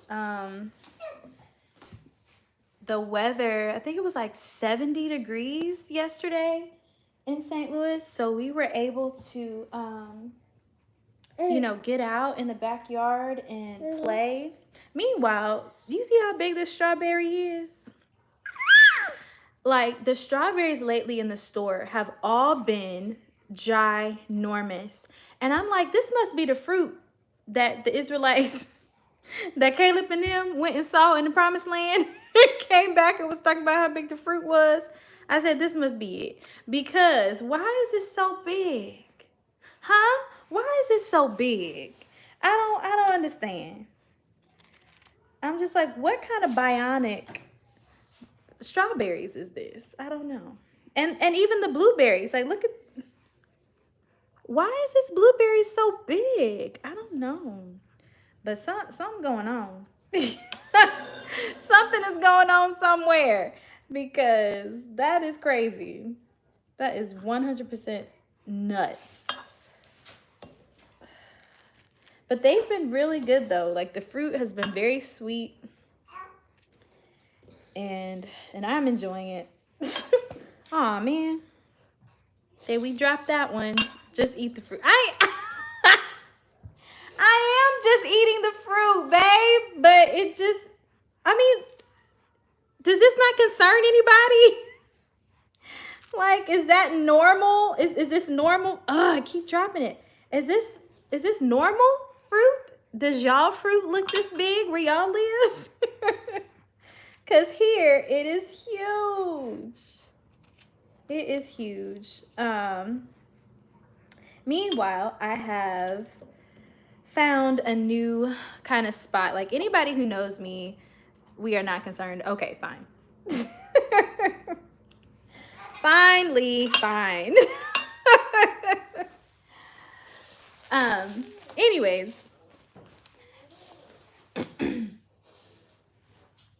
Anybody who knows me, the GMO strawberry, yes!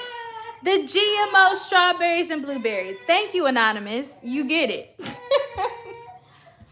Oh, what is going on, sister? Okay.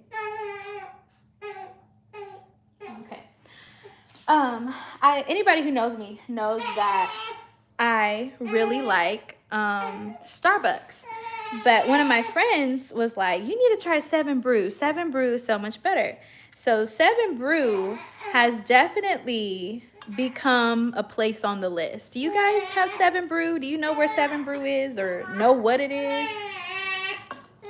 Are you hungry, sister? Okay. All right. Okay, let's get a bottle. Let's get a bottle because what? I feel like I just fed you. Didn't I just feed you?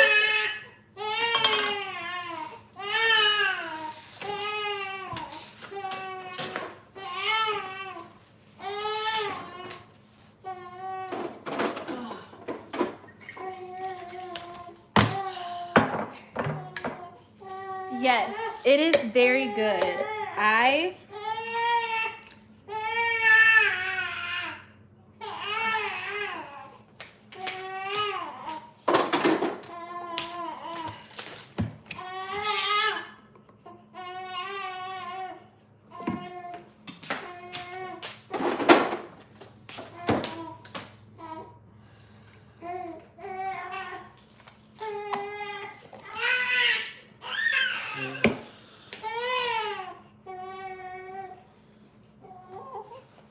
Okay. Hold that thought. All right. Uh-oh. I'm trying to keep my phone on the charger, but then move it with me. Okay. I need a burp call. I need a burp call. Okay.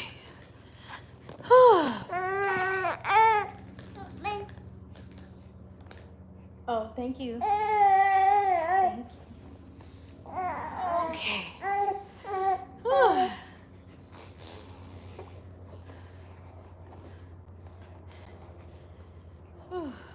Okay, there we go. Neither one of them do. Actually, none of them. None of my babies want me to live or to be on live.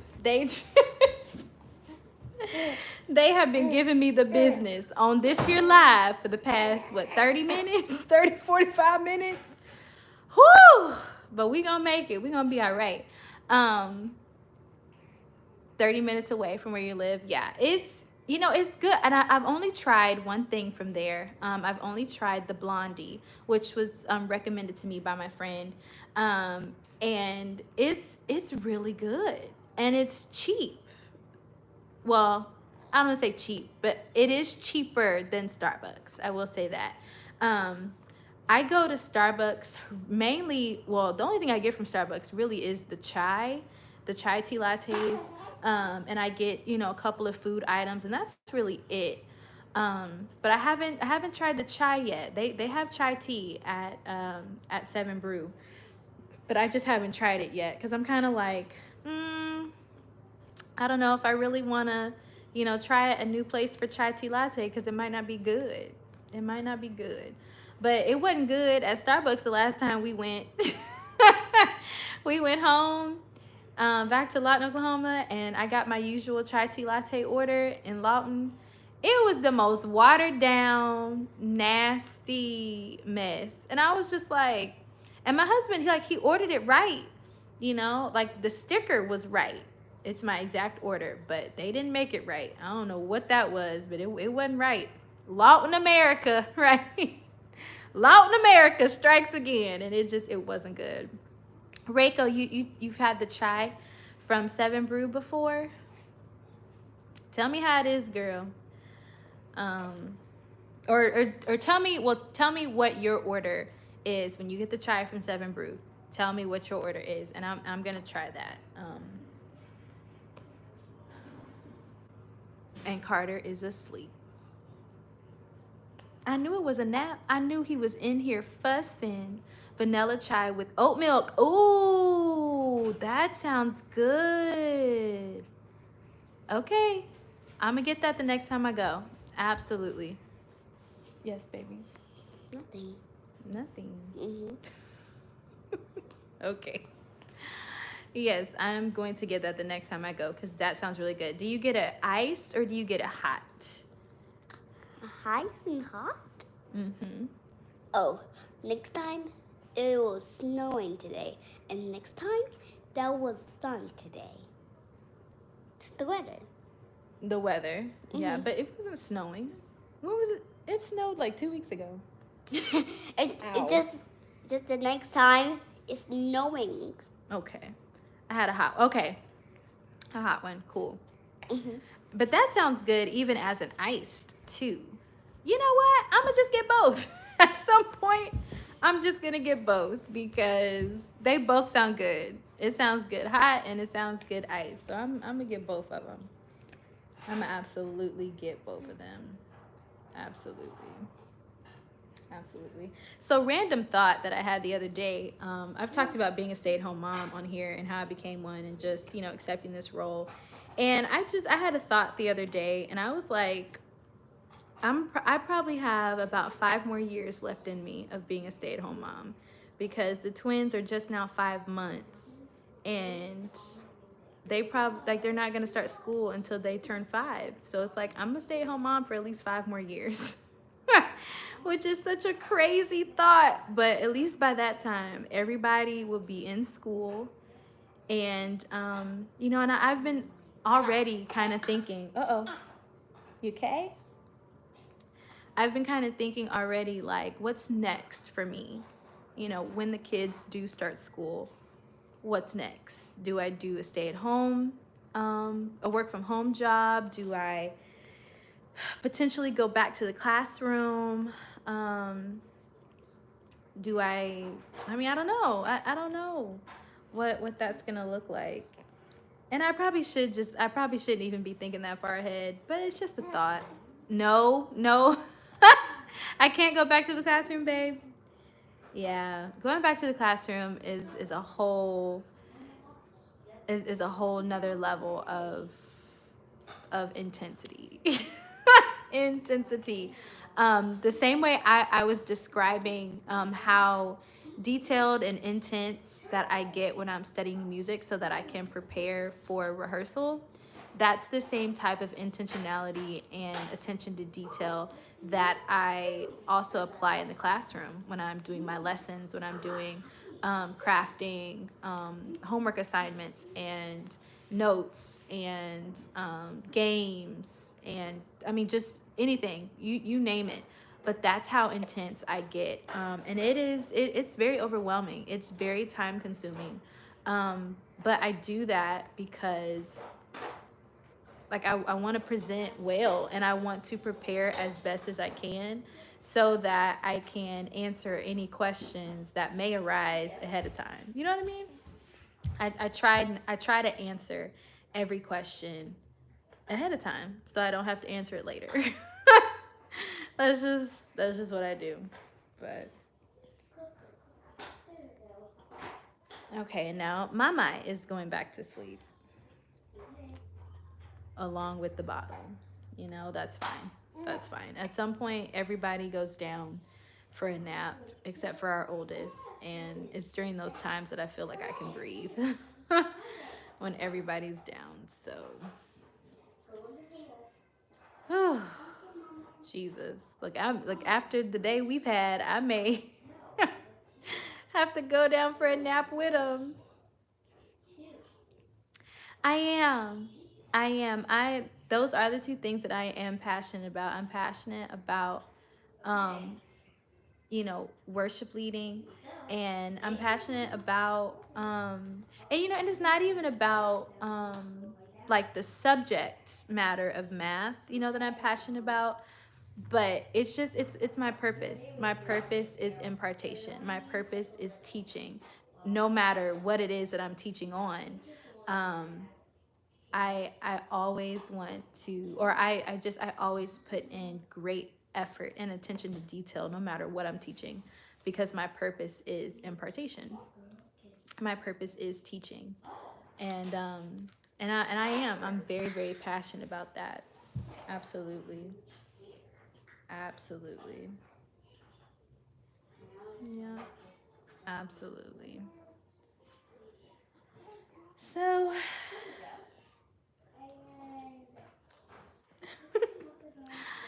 so yeah. Yep. Well, do you think you can do it? Teaching part-time. Um, I've kind of thought about virtual teaching. So I know that I was looking, and this was years back, but I know that there were some opportunities to be a virtual teacher for I think it was like teaching English or teaching something to like Chinese students. So you would, because of the time difference, you would be up here, like in America, at like 2, 3 o'clock in the morning to teach them, their morning, whatever. And then by the afternoon, you were done right here because they're done in that class or whatever over there. But I was thinking about that, but I don't know if I really want to do that. I don't know if I really want to do that. I don't know if I really want to be up at 2, 3 o'clock in the morning, knowing that I have, you know, still small children, even though they will be in school. Still, that's a lot to try and manage. Um, the other teaching part time, when Avery was 2, the day she turned 2, I went back to teaching for 1 school year, and it was a part-time teaching position because it was at a school that had something called what was it called? A college model, university model. There we go. And in university model, what they do is they do 3 days in person and 2 days virtually. And because you were still working those 2 days virtually, um, technically, because you weren't in the building, they considered that, part time or whatever. And I honestly enjoyed that model, but because it was a private school, there were just things that they did that I just didn't agree with, and it just didn't work. So that's an option. If there was another school like that, potentially, maybe, but yeah, I don't know. I do have a tutoring business. I am a math tutor, starting in pre-algebra on up. I do tutor in that. I just don't promote it like I used to, just because right now I just can't handle it. But I still do offer tutoring, and the people who remember, and if they reach out, then I'll help them. But accepting new clients, I'm not in a position to do that right now, because once again, I get it gets very intense. Like I'm not the type of tutor that's like, oh, just show up the day of and bring me what you got. Like, no, I need you to send this to me at least 24 hours in advance, because what I'm going to do is I'm going to look over whatever you want to work on, and I'm going to do research and look through all of my materials that I have at home. Look online, look at YouTube videos, and I am going to make sure that I bring you as many resources as I can to support you. you know I'm going to make sure that I do my own research to make sure that I have multiple methods, to teach you. Like, I'm going to work through every single one of your problems and identify what are some things that could be tricky, and research how can I help you get, master those tricky spots. Like, that's the type of teacher and tutor and person that I am. And so, but again, that type of attention to detail, I don't have the time to give right now. But that's what I like to do. Spirit of excellence indeed. Absolutely. Absolutely. That is exactly how I like to operate. I don't like, especially when people are paying me for a service, I'm gonna give you, your money's worth. Because if I was in, the opposite position or whatever, and I was paying for somebody to, give me a service, like, I would want them to give me their best. Like, I'm paying you, And so it's like, no, and so I want to give people, their money's worth. And even when it comes to, leading worship, absolutely the spirit of excellence. Because that's for the Lord. You know what I mean? Like, he is so worthy and so deserving of the best that we can offer. And then not only him, but then also the people that, I serve with, and the people that, listen, the people that are under the sound of my voice. While we don't do worship for them, we also don't want to be a distraction in worship either. You know what I mean? You can't just get up there and be like, oh, you know what? It's the audience of one. I mean, I hear you, but at the same time, there are other people listening to you, and you don't want to be a distraction to where they can't even engage in worship because you up there sounding a mess because you ain't done your due diligence to study the music or to learn it, or you didn't go to rehearsal as the worship leader prepared to correct parts or whatever to teach. Like, come on.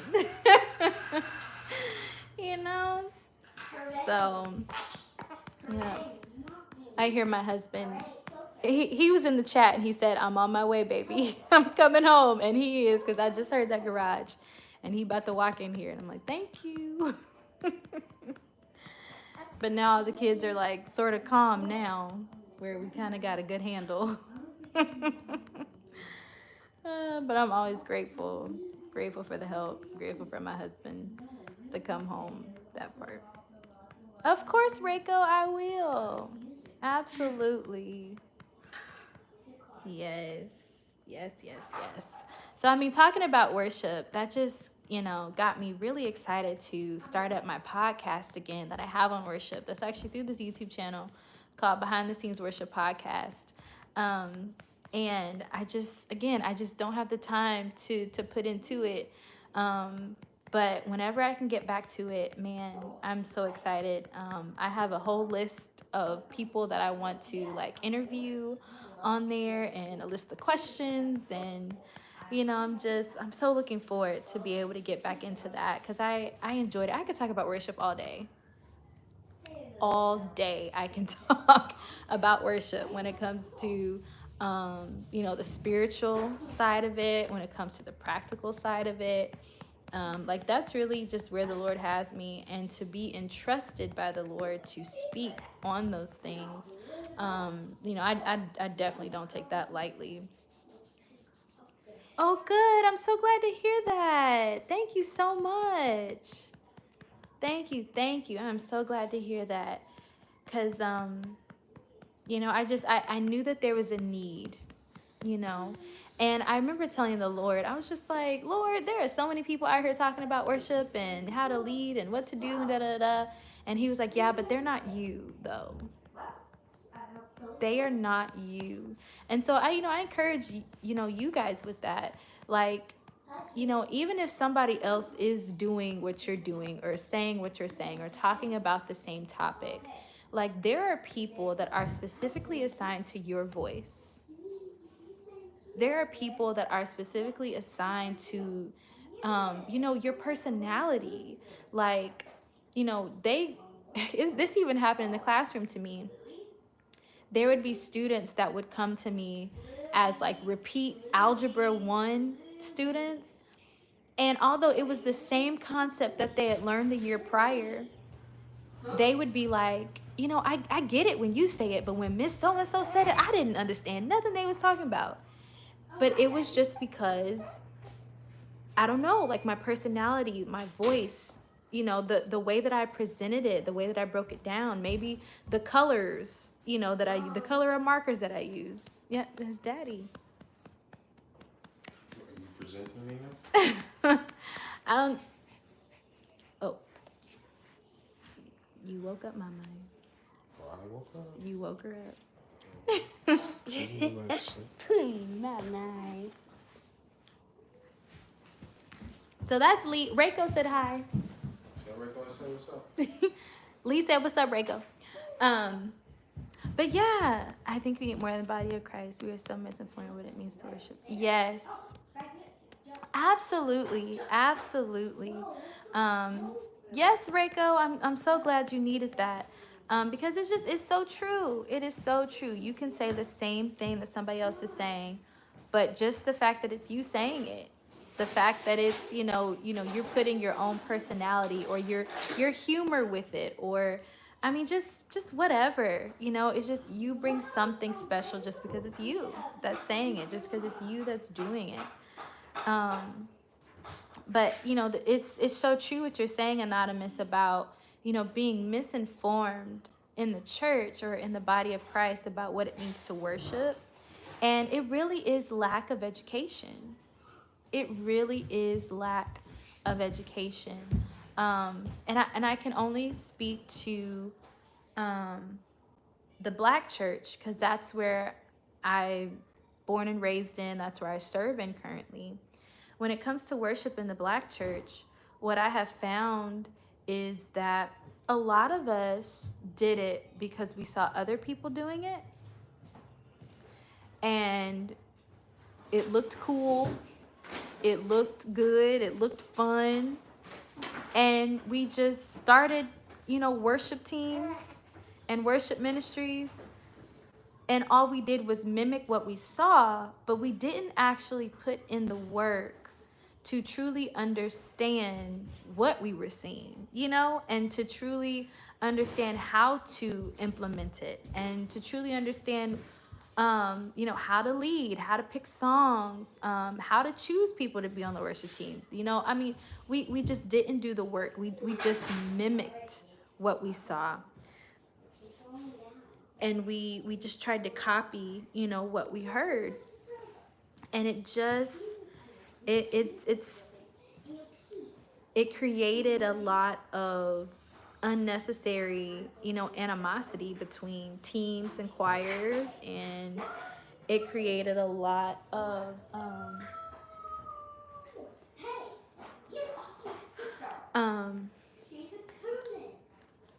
I'll say strange fire. It created a lot of strange fire. And so I think a lot of us need to be extra grateful and thankful for Jesus being our advocate and sitting at the right hand of the Father, because and the grace too that he brings, and the blood of Jesus that covers us, because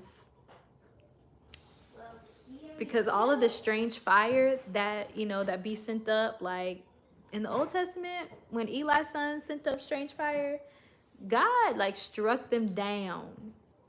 Wasn't no question, they was just out of there. And a lot of worship leaders that are standing up right now, they're sending up strange fire. But God is not striking them down in that moment, because Jesus is sitting there wait a minute, give him a chance. Remember, I died for that. Remember, I shed my blood for that. Wait a minute, Lord, wait a minute, Father. And yeah, it just, so we just need to be grateful. We need to be grateful to the Lord for his grace and for his mercy, and for him advocating for us. Because, man, what I be seeing, and you know what? And I'm grateful too, because the Lord has been really impressing upon my heart to talk about it, to teach about it, to try and just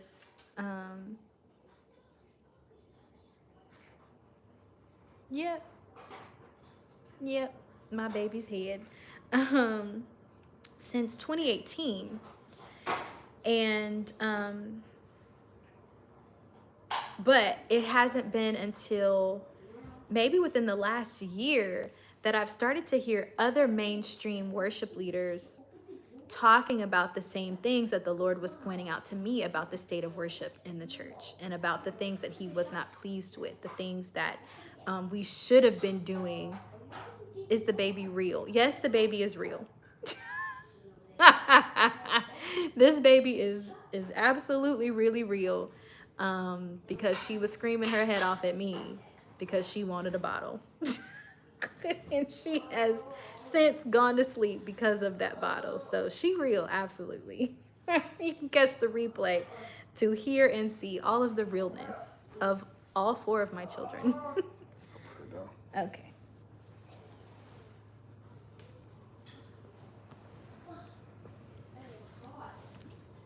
Yes, my husband just grabbed her. And my husband is the father of all 4 of my children. I'm not sure how you pronounce the name. Is it Suela? I may have said that, or no, or Suela? I don't know. I'm not sure how you pronounce your name, so please forgive me. But yes, my husband is the dad of all 4 of my children. Amen. But anyways, what was I saying? Oh yeah. And so the Lord has just like confirmed. Oh, okay, no problem. Listen, I'm understanding what you're saying. It's okay. I'm understanding what you're saying. You're good.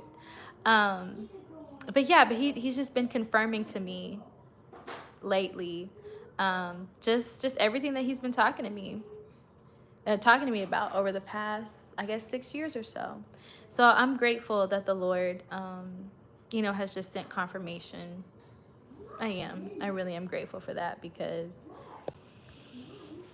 a lot of times I would be like, am I hearing you, Lord? Am I hearing you right? Because when you're the only person that's saying a thing, when you're the only person that's seeing a thing, sometimes it makes you feel like, it makes you question yourself, like, well, wait a minute, maybe I didn't hear you right. But no, I heard right, and it's everybody else that's wrong. It's everybody else that's doing crazy stuff, but no, I'm right. I am right. And I'm only right because the Lord spoke and I listened to him. So yeah. You're from Germany? That's really cool. I am in St. Louis, Missouri, United States. That is where I'm at. So that's really cool. Thank you for joining my live and for interacting and asking questions. I appreciate it. Yeah. So that's that on the worship front. Trying to think, was there something else? I'm pretty sure there's something else that I was supposed to be talking about. I don't know. Because I haven't been on social media, I feel like I've been so disconnected from like what's going on in the world, like politics and just, socially what's been going on. And honestly, a part of me is like, Soraya, you need to stay informed, especially when it comes to like politics and things like that. Like, you need to stay informed. You don't want to be ignorant. But then at the same time, I'm just like, Lord, I trust you. I trust you. Can you speak quickly on how do you know for a fact you're hearing from God? Yeah. Now, I can only speak from my personal experience, okay? So from my personal experience, number one, the Lord speaks to me audibly, and he also speaks to me through vision. So he will show me things before they happen, right? And I'm like, Lord, is this like Raven Baxter? That's so Raven. But anyways, but those are the two ways that he speaks to me. He also speaks to me through his word, through scripture. I also know that I'm hearing from the Lord definitely when it lines up with his word too. You know what I mean? Like, for example, I felt like, what? You awake again? So a couple of years ago, I really felt like the Lord was telling me to, that the whole praise team needed to go on a fast, right? And these, there were certain things that he wanted us to pray about and read about, all that kind of stuff, right? And so I knew that was the Lord. Why? Because that lines up with his word. Like, that's something that the word tells us that we need to do, to fast, to pray, right? So I use that as an example just to say, like, whatever the Lord tells you, like, it should line up with his word. It's not going to be contradictory to his word. Especially too, the Lord has been having me on this like forgiveness and an apology tour, where I feel like he's telling me, you need to go apologize to, these people for whatever X, Y, and Z. But again, I know that is of the Lord and that is from the Lord. Why? Because asking, what are you doing? Sorry, my husband is like playing with my toes right now. What are you doing? Stop. But getting things right with your brother, having an alt against your brother, you need to go to them. If you think that somebody has an alt against you, you need to go to, he says, leave your sacrifice, go to that person, get it right. Again, him telling me that is lining up with his word. It's not contradictory to his word. You know, the Lord is not going to tell me, if I feel like, like I need to be rude to a person or not speak to a person or, have unforgiveness in my heart. I know that's not the Lord speaking to me. Yes. What? Okay. I know that's not the Lord speaking to me because that doesn't line up with his word. That doesn't line up, with his nature or how he teaches us to be, or, with the fruit of the Spirit. You know what I mean? So, so those are the ways that I know, that I'm hearing from the Lord. And then two, peace, following peace. The Lord speaks to you to do something. You pray about it and you have peace. It's probably the Lord. It probably is the Lord. And that's not to say that, everything that he tells you to do, that you will, be confident in it. You might have some fear, you might have some hesitation, but peace. Peace. You have peace about what he's telling you to do. So yeah, that's the way I kind of gauge it, and how I know that I'm hearing from the Lord. Thank you. Thank you so much. Silly girl. That's. Are you saying that my husband is giving the side eye, or I'm giving the side eye to my husband? I don't know. That's why I asked for clarification. But that's my husband, Lee Scott. So if you scroll up, I don't know if you guys can scroll up in the chat, but he was commenting on the live. So the Lee Scott that's in the chat, this Lee Scott that's sitting right here. Just here so that I don't get fined. You're here so you don't get fined. No, I appreciate you being here. Because as you saw in the live, your children were giving me the business. I was about to. But he was sleepy. That's what was going on with him. And that excuse ain't gonna save him too much now. I know. He tired. All right. I give you some sleep. I got you tired. I got your sleep. You'll get knocked out. Yeah, that was pretty crazy. And I still ain't finished the charcuterie board. I took the cheese out so that I could cut it up. Still ain't done that. So. Mom, we already closed it. Close what? Oh, okay. You taking that to your room? Who's watching right now? Who is washing? Who's watching? Watching. I don't know. How you can tell who's watching right now? Well, I would assume like the people that. Oh, well, it says that there's 9 people on here. Okay. And I don't really know how to tell who all's watching. So what do you? I see Reiko's name. Yeah, Reiko's watching. Reiko. Ariana was just she's the one who asked the question about hearing from God. I still don't know how to pronounce the name. Is it Suela from Germany? Anonymous. Yeah, from Germany. We had Anonymous who lives. Is it morning over there or is it nighttime over? Like, let me know. Yeah. Suela, can you let us know if it's morning or nighttime over there in Germany right now? Mm-hmm. We also had Anonymous on here from, I think, North Dallas. North Dallas, yeah. That's another country, too. We don't like Dallas.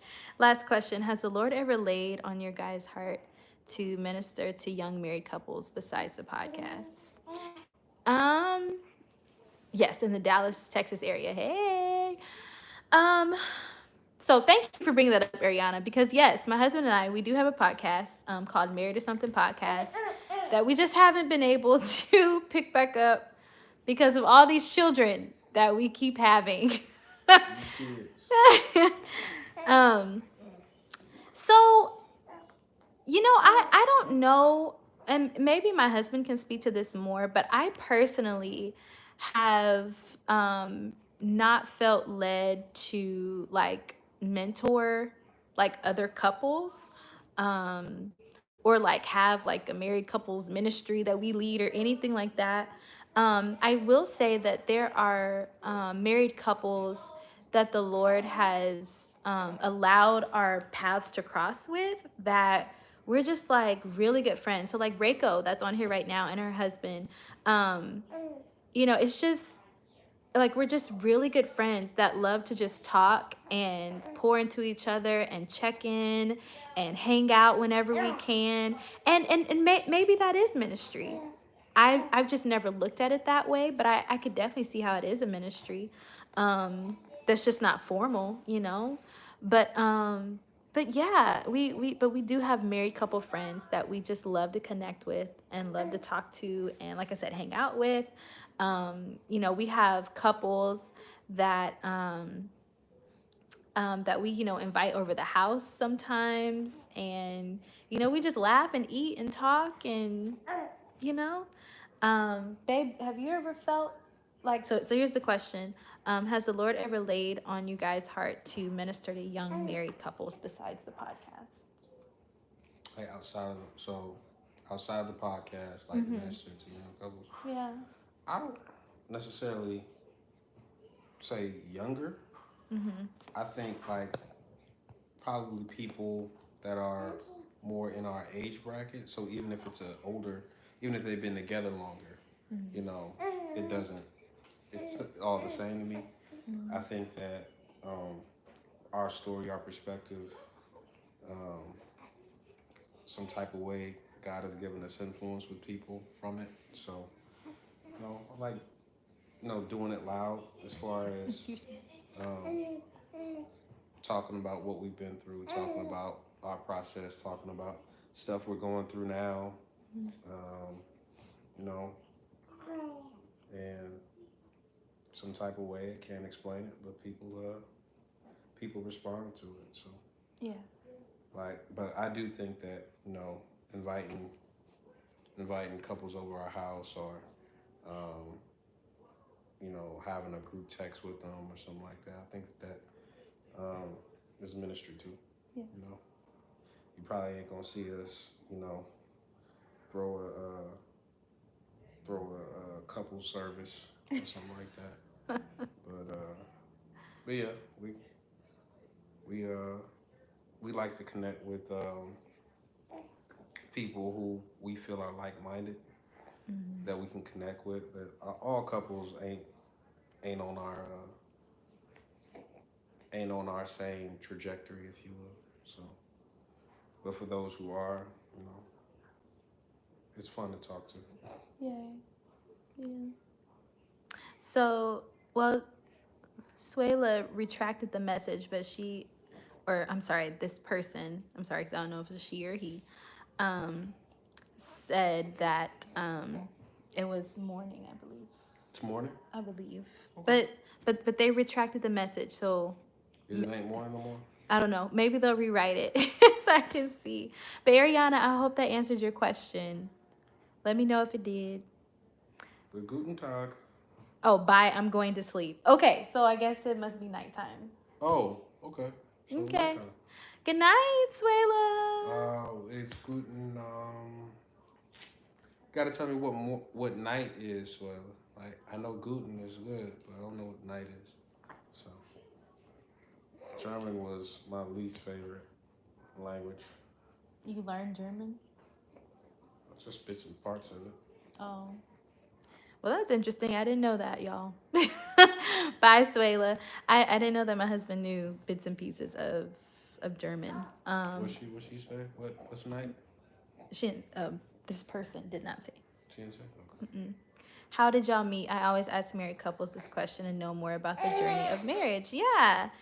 So, you want to tell the story? You want me to tell it?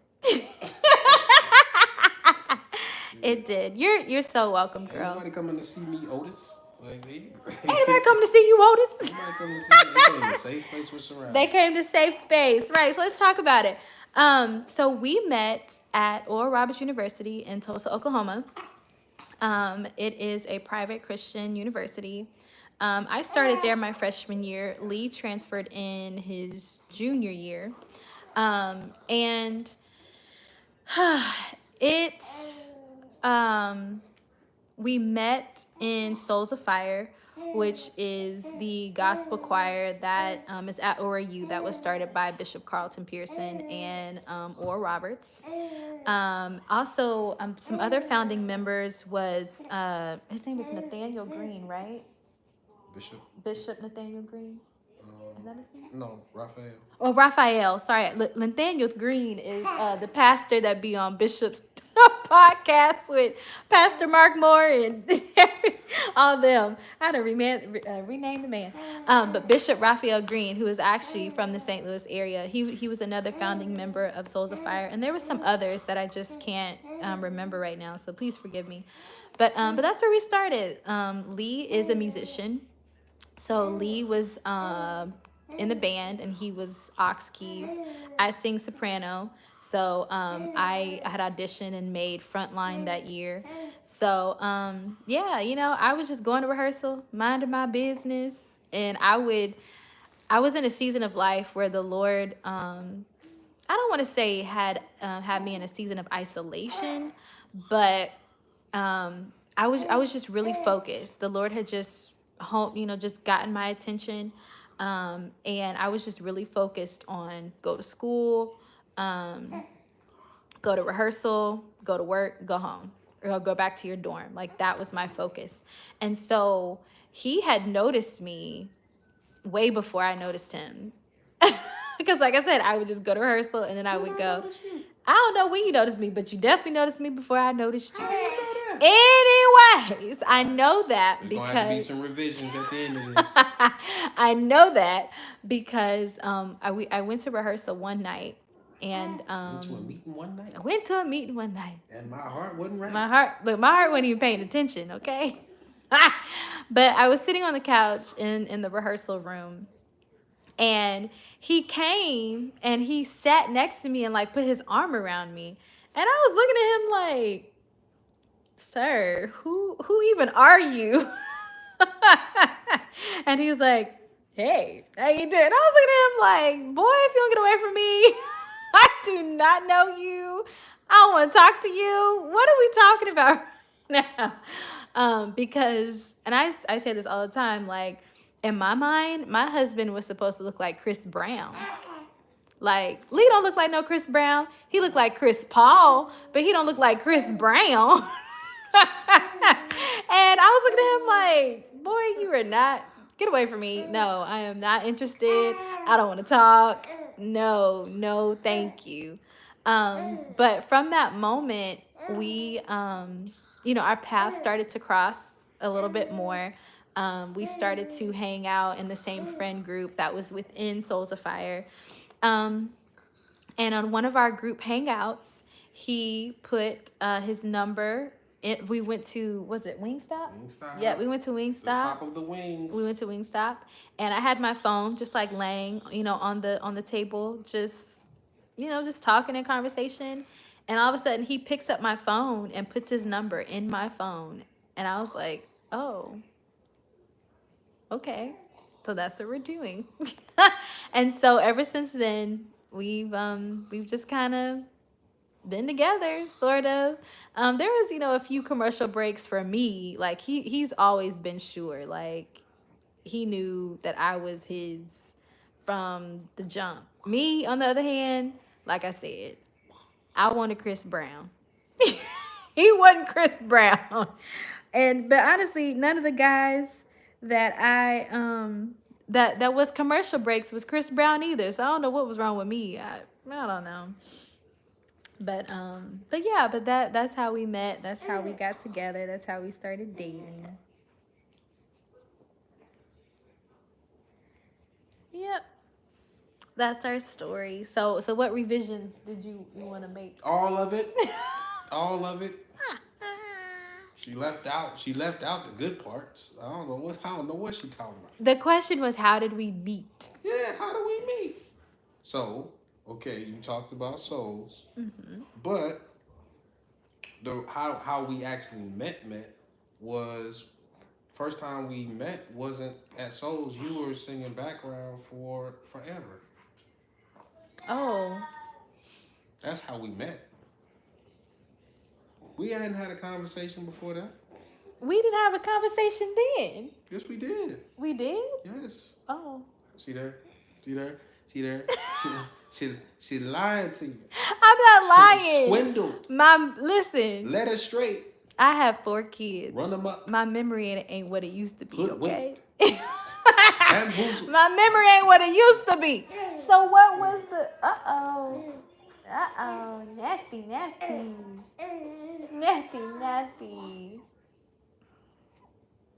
She got me too.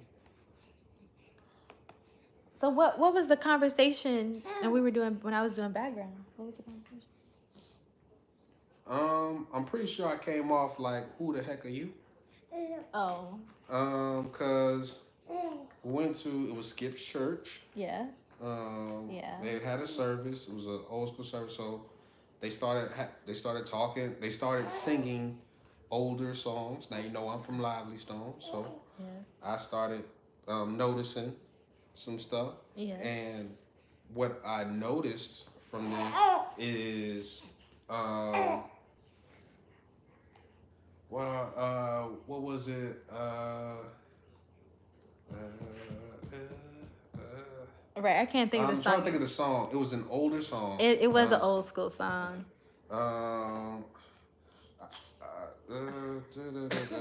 Bless you. Oh, I want to say "Oh How Precious," but it wasn't "Oh How Precious." It wasn't "Oh How Precious," but it was the same vibe, yeah, like the same, yeah. like really churchy. It wouldn't have a little talk with Jesus, but it was similar. It was that vibe, Jesus, right? So I'm noticing the song. I'm calling out the numbers and all that type of stuff. It was Collins on the bass, yeah. Fuego on the drums, and I'm listening to the singers and all that type of stuff. So Amber started singing, and I was like, but then I noticed like I'm hearing the soprano part, but I don't see the soprano section. You know, wasn't a section; it was just one person, right? So I'm trying to figure out who is this big voice that I'm hearing. And lo and behold, it's this 90-pound girl on the end singing, and she just sounded like she did not look like what she sounded like.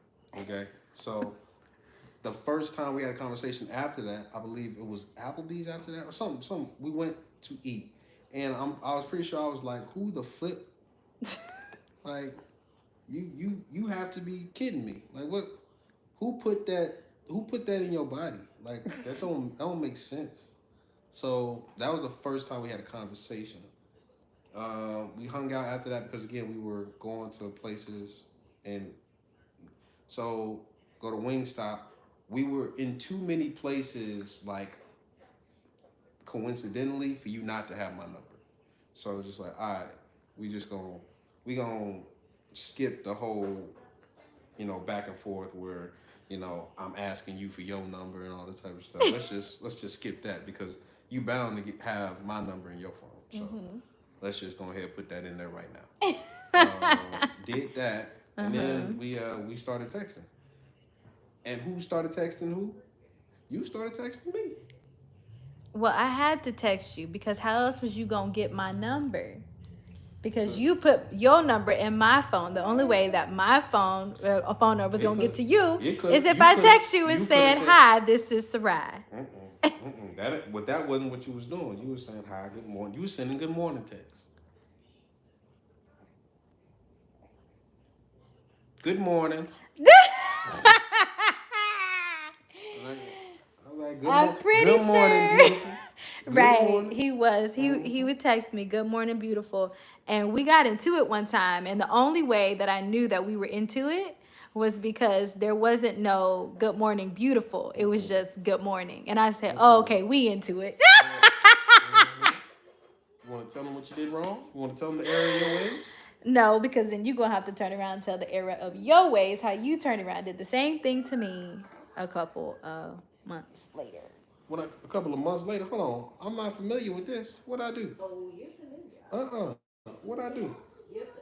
What error of my ways? We don't have time for this. I I've ain't already do been nothing. on I ain't live do for nothing. what is I that? An ain't do nothing. hour? No, 2 hours. I've been here for I 2 ain't do hours and nothing. 20 Hey, minutes. we ain't got nothing but time and opportunity. That's why we on here. Let's go. What 2 did I hours do? and 40 minutes. What did I Hey, Swayla, you back? I cannot sleep. I hear you. I hear you. Well, welcome back to Soraya Live at 4 in America. Tell me what the German word for night is. Thought he was saying I had to take down his number, so now it looks like I was just. So this is Shan. Blessed by Association is Shan. I used to work with Shan in Lawton, but she said my husband thought he was slick and asked me to take down his number, so now it looks like I was chasing him. That, you know what, Shan? Because I'm pretty sure that was his plan too. Really That wasn't. was his plan too. Look, I knew at the end of the day she would have my number. Okay. Yeah. I'm not gonna go play. I'm straight to the point, and she was gonna figure that out at some point in time. So I just took her phone, put it in there. We're not gonna do this little cute back and forth or something like. No, you gonna have the number. Now, if you use it, you use it. You could have my number in your phone, and I cannot have your number in mine. That's totally fine.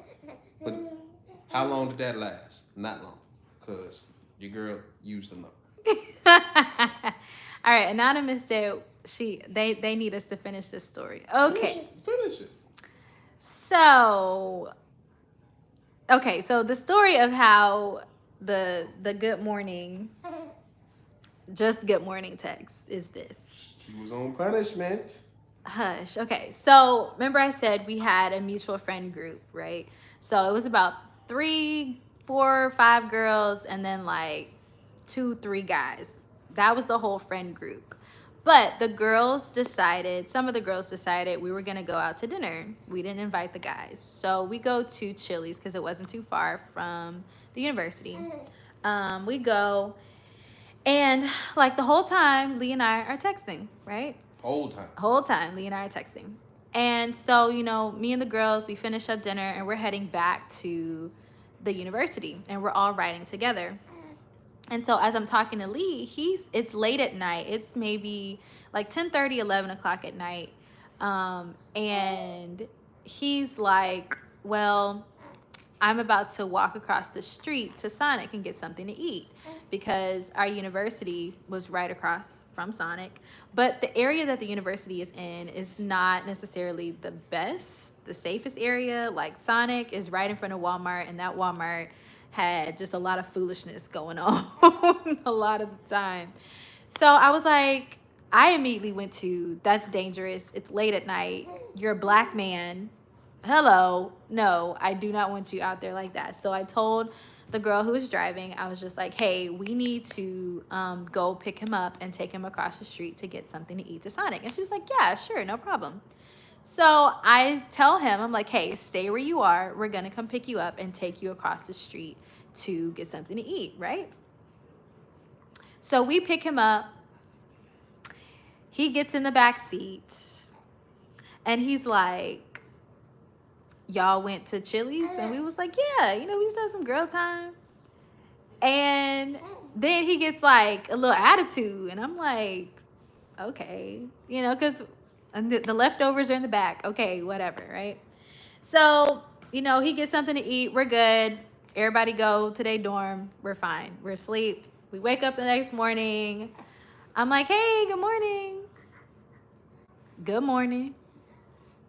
And I was like, all right, what is happening? What is happening? So he just had, and that was it. Like usually like we're texting throughout the day. We're on the same campus. we would text throughout the day. This day, nothing. And so I reach out to him later on in the day after class, and I'm like, hey, like, what's going on? What's your problem? And his issue was that we went to Chili's and didn't offer to bring him something from Chili's. I was strike 2. Petty. Didn't make no sense. Why are you mad that we didn't bring you anything from Chili's? And he was like, and then you just gonna pick me up and put me in the back, you know, with the leftovers. And I'm like, what are you talking about? Now, mind you, too, we're not dating then. Like, we're not official. We're not nothing. Like, we're still just friends. And he treating me like this. I'm like, okay, pitiful. So we make it through that. I tell him, sir, it's Chili's. Right. Well, it's Chili's. Anonymous said, sir, it's Chili's. He didn't miss much. Hey, Chili's over Sonic. Like, what are you talking about? Chili's, Sonic, like. But apparently it was bad enough to where they gotta shuttle me across the street. Listen. Oh, hold on. Now, baby, you did a great job. You did a great job telling the story from your vantage point. You didn't leave any of your facts out. You didn't. But again, you want to tell your side? Yeah, let's revise. Okay, this. You tell your side. Let's revise this. I'm gonna go pump. I'll be right back. Let's revise this.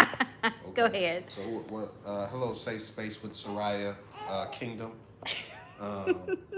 First and foremost, it's an honor and a privilege to be on this platform that I'm so blessed to share the domicile with. First and foremost, Soraya and me at this time had been texting for a little bit. We had an understanding, if you will, and she was right. Sundays was pretty weird cafeteria hours, so not a lot of people could get dinner. So I hadn't had dinner, which she knew because we texted all day. And I was walking to Sonic across the street. Now, Soraya tells this story of, are you being in a bad neighborhood? I would like to let the record show that I'm from St. Louis, Missouri. Yeah. Born and raised here. Didn't miss a day. That was a very good part of town to me. Okay? Nobody was stunting the homeless people that hang outside the Walmart. I truly was not stunting them. Because it is something that I have done not once, not twice, not 3 times. I did it multiple times on Sundays prior to this to this encounter. So it's not something like it was new. And then again, I would like to let the record show that Soraya is not. She has a very protective spirit. But that spirit doesn't really help in the case of whatever it is that they think is going to happen outside of the time. If indeed something did go down, Soraya can't help me. She can't help me. Like, my wife is not about that life. The only fight she's ever had was with a curling iron. That's it. You have never fought. And I understand this and accept it. I love this about my business out there like that. Hey, look, the curling iron, that was a 12 round though. But I'm just saying, look, she said that she needed to shuttle me across the street. Again, I thought that was strike 1 because that was disrespect. All right. Number 1, you don't need to shuttle me across the street. Like, I'm walking across the street. We literally can see it. Like, it's not that I'm walking, 5 miles, 10 miles across the street, fellas. That's number one. Number two, I didn't know she was with somebody. So when she came back, I got my hopes up. Like, hey, I'm gonna get to hang out with her and we gonna be alone. But when she pull up, she ain't even in the driver's seat. She got another person driving her car. She in the passenger seat. That was like, that right there was strike three for me, because now I'm missing out on an opportunity that in my head I'm like, okay, that's the only reason she would, like, what's the really the reason that she would want to come, like, take me to Sonic? Because it ain't about safety. It can't be about no safety, because literally I'm no safer with her in the car. I'm no safer. So that can't be that. So we there, and now instead of it being one-on-one, now we got a threesome going on with the person in the car, the person in the driver's seat. Now she's on there, now I'm in the back, and I'm upset. And then what do I smell? Hold on, there's food in this car. The only reason I'm walking is because I needed food. She literally had food in the car waiting. If really she cared about my safety, why don't just ask me, hey, look, I'm here, why not get some food there so I don't gotta walk across the street? That's strike 1, 2, and 3. We was out after that. We was out. Like, and for me, like, I was upset that she didn't notice that I was upset at first. It took till the next day, or the good morning text. It took till she texted good morning. What? How was this a good morning? Explain that to me. I ain't nothing good about this morning. So we needed mediation. The third friend in the car, she played the mediator. And I was perfectly willing to let sleeping dogs lie. I was not about to confront her. I was just gonna, hey, look, you do you, boo. I wasn't checking for her.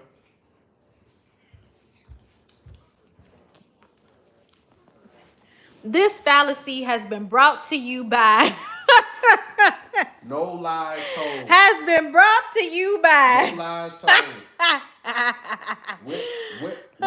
Where's the lie? Tell me where the lie is. Did you or did you not have another person in the car? Did you or did you not? Were you or were you not in the passenger seat? Yes, Sister Cheryl, car? He is spoiled. Who? Absolutely spoiled. Who's spoiled? You. This ain't spoiling. This is conditioning. Well, wait, Sister Cheryl, you mean Lee or the baby? Because both are spoiled rotten. Absolutely. No, this is conditioning, okay? This is conditioning. And let it be known, you don't get the spouse you met. You get the spouse you work for, okay? Lee, yes, ma'am. Absolutely. I worked for this. You did. I worked for this. You worked for this? We worked on, hey, listen, when you go somewhere, just shoot me a text. Hey, do you want anything? And that became a standard expectation in our relationship. So much so that you would get upset if I did the same thing to you. Mm-hmm. When this whole thing started from Chili's. And I did get upset.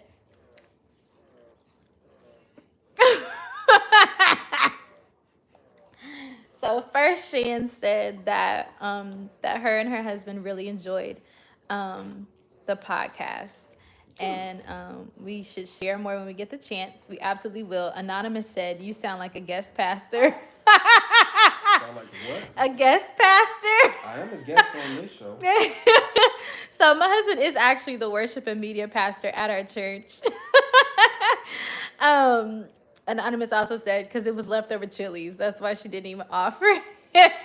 But then Shan said, I got first dibs on the Chili's. Right, but Shan said, you need to apologize to Lee, sis. He's still mad talking about, how was it a good morning?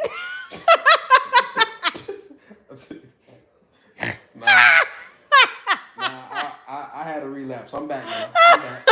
I'm back. Oh, yeah, girl. Yeah, that was crazy. So then, a couple of months later, after we do officially start dating, he turns around and does the same thing to me. So every year, our church, Lively Stone Church of God in St. Louis, Missouri, we have a power conference that happens every June. And my husband, man, when I tell you my husband works so hard on the media to, be able to produce it, and lighting and staging. And I mean, I barely see my husband the week of that conference and even the weeks leading up to it, because he's putting in so much work behind the scenes. You just be waving at each other. We do. We literally do. We see each other in the room. We be like, oh, hey, where you headed? I got a service. Where are you headed? I got this rehearsal. And then that's it. Like, we're just missing each other.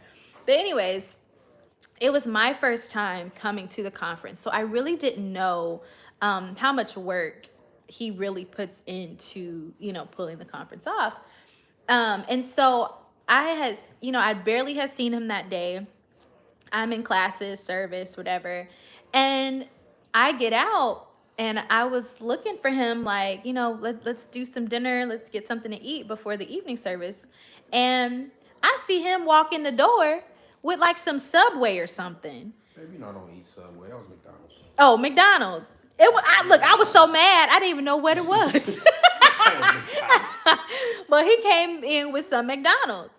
And I was looking at him like, so it's dinner time. You ain't even gonna text me and let me know that you was going to get something to eat? You just gonna walk in with food?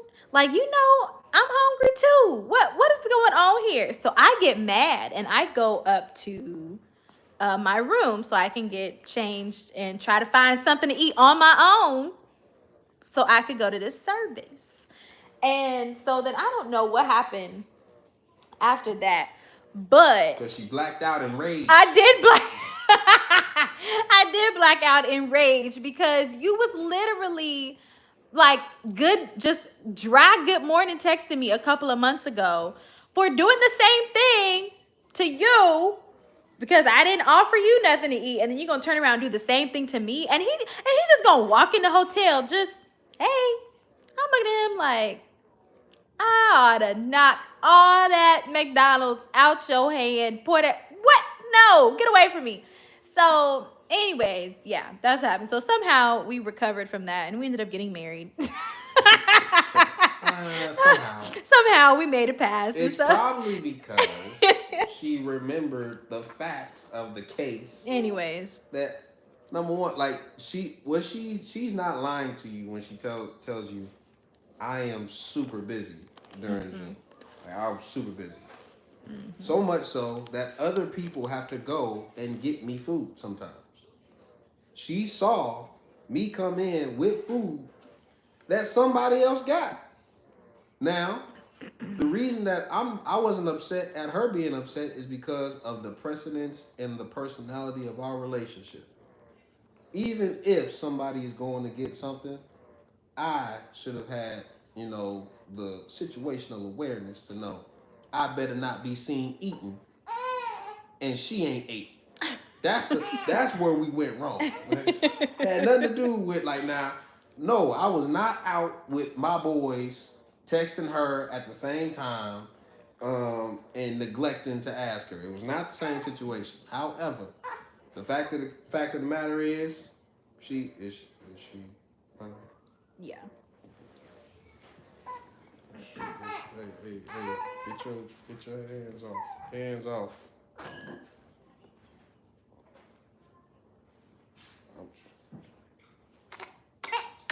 All right, look. Oosh.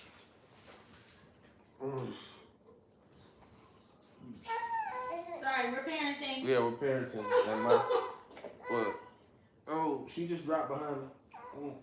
You dropped the baby? No, she dropped. Oh, Lord. You got her? Okay.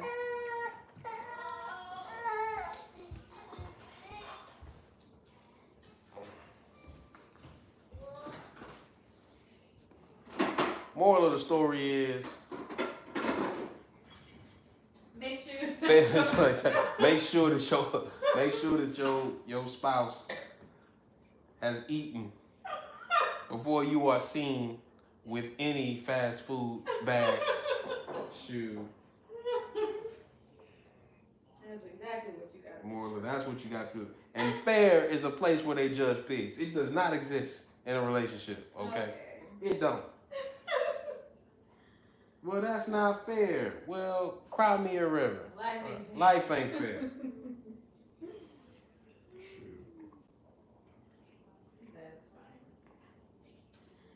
I would read your messages right now, but my daughter has my hand and I can't move. So bear with us. This is like the worst sitcom on TV. One camera.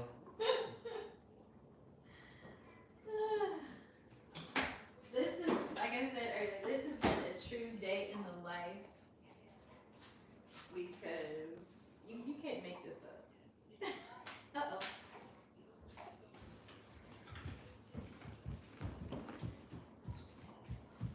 You cannot script this. Uh-oh.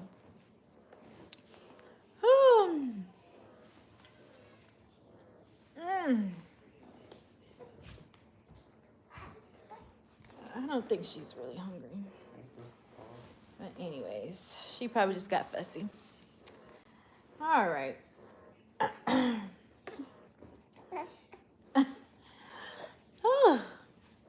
So if you think you are seeing double, it's because you are. We have twins. Mom? We have twins.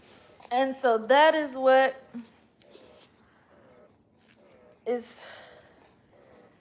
takes up so much of our time right now. Taking care of infant twins is not for the faint of heart at all. Anybody else has a question? Thank you, Anonymous. I appreciate that. What did Anonymous say? More grace. Oh. We need all the grace we can get. Because it is hard out here. Send grace and peace. Pieces of silver and gold. Please. Did y'all hear that? Thank you. My husband said, and send peace. Pieces of silver and gold. Please. Oh, that's so funny. Any other questions y'all got? I don't know if can y'all let me know if y'all can hear my husband right now, because I can't really hear because I got these pumps on. But he said, any more questions y'all got for us? Thank you, Anonymous, for asking about our origin story, basically. Because that really is pure comedy. The origin of Soraya and Lee is pure comedy. You go to season 1 of the podcast, I'm sure it's told that story in season 1. So if you go to season 1 of the Married or Something podcast, you should hear it. Yeah. So again, our podcast. Okay, great. Yeah, so our podcast again is Married or Something podcast on YouTube. We only were able to get through season 1 before that. Yeah, that is so crazy. Like we did season 1. We started in, I want to say October is when we started the podcast, and we had every intent. I am holding Riley. Yep, this is Riley. Say hi. Can you say hi? This is Riley. And Lee has Amaya. Yeah. I got Daddy got you. Yep. And so like we had every intent on picking back up the podcast in January of 24, but the Lord said, "Oh, you're pregnant," in January of 24, and that put a halt on a lot.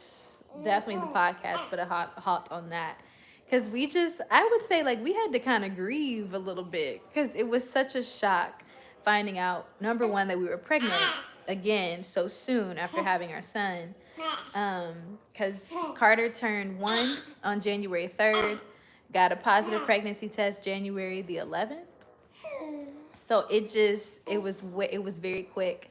And then about a month or so later, we found out it was twins. So that was another blow.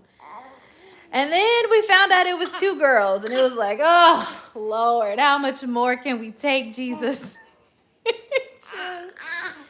It was a lot. It was a lot. The cheeks, yes. Thank you. Oh yes, it's the cheeks, and then it's also, let's see, the double chin too that they got going too. Oh, this is why I'm always so hungry, because my girls are always so hungry. So I'm always pumping, producing a lot of milk. So I am burning an extra, I believe I read that breastfeeding burns an extra 500 calories a day. So, yep, I be needing all the calories that I can get. Yep.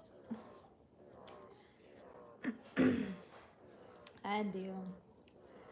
So do you guys have any questions for us?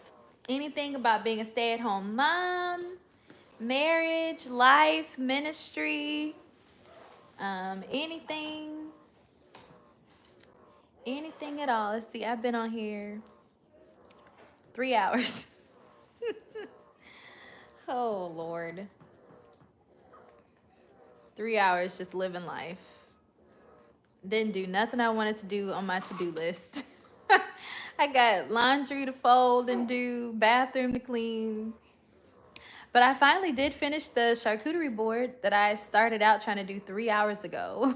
I finally got that together. Thank the Lord. So that's what I've been doing. When I disappear, I'm going over there to get something to eat and snack off the little board. Because I'm hungry. What you want to do for dinner? Oh, okay. Still got leftovers. We do still have leftovers. That's fine. We can bake some chicken.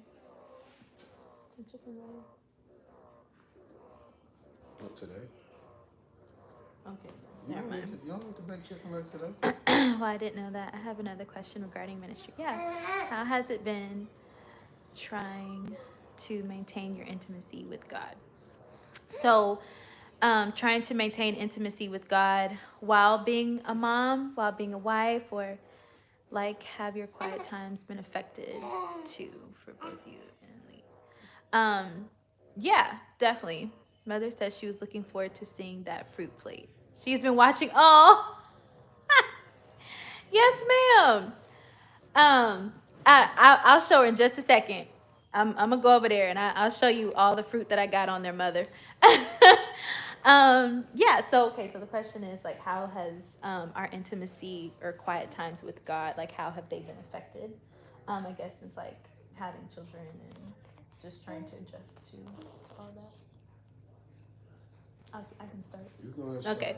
I'll bring up the weird. Yeah. So I kind of talked about this a little earlier, but my prayer time and quiet time with the Lord looks very different now than it did before we had kids, before I got married, and even before, I started teaching and working, in my career.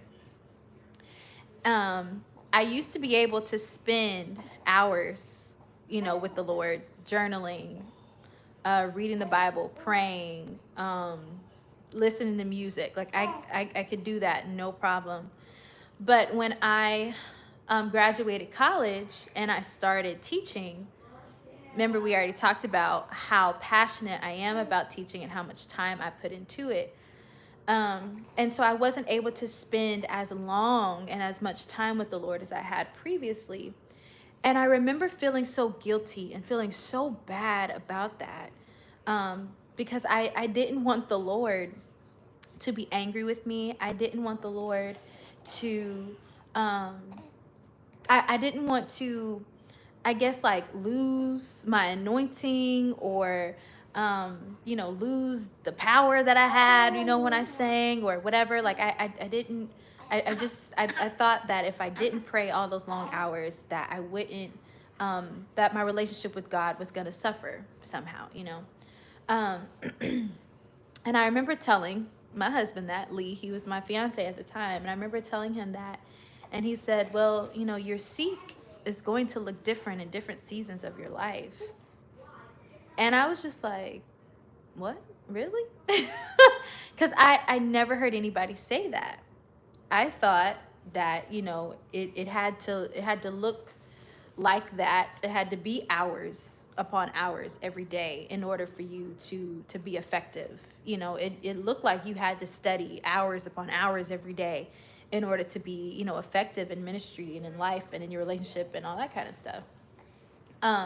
But hearing him say that freed me a lot to recognize and realize that I am in a different season of life, but my heart hasn't changed. You know what I mean? Like even though I'm not able to, spend hours upon hours in prayer, and I'm not able to read chapters upon chapters, and I'm not able to journal as extensively as I was, like my heart for God has not changed, and even though I can't necessarily get quiet all the time because I do have children and I'm always moving, always doing something, I pray without ceasing about anything, because prayer is just, a conversation with the Lord. And so all throughout the day, I'm praying and I'm talking to the Lord. And my prayer isn't always structured. It isn't always like, what I've heard in church. Dear Heavenly Father, running it down. Like sometimes it's just, Jesus, I need you to help me right now, Lord. And he hears that too. And it's just as effective as when, I do have a more formal prayer or whatever, and so even now with children, my time with God sometimes is even less than what it was when I was just teaching. But again, my heart for the Lord, my love for the Lord hasn't changed at all. And the times that I do get that quiet time with him and that alone time and the time where I can just sit and I can pray and I can read and I can study, those times have become even more sweet, those times have become even more impactful because I don't get to do it all the time. But has it affected my anointing? No. Has it, do I feel distant from the Lord, or do I feel like he's angry at me? Do I feel like he's mad at me? Not at all. I still feel loved of the Lord, because at the end of the day, the Lord knows. Like this family that I have, the Lord gave me this family. So why would the Lord be angry at me for taking care of the family that he gave me? You know what I mean?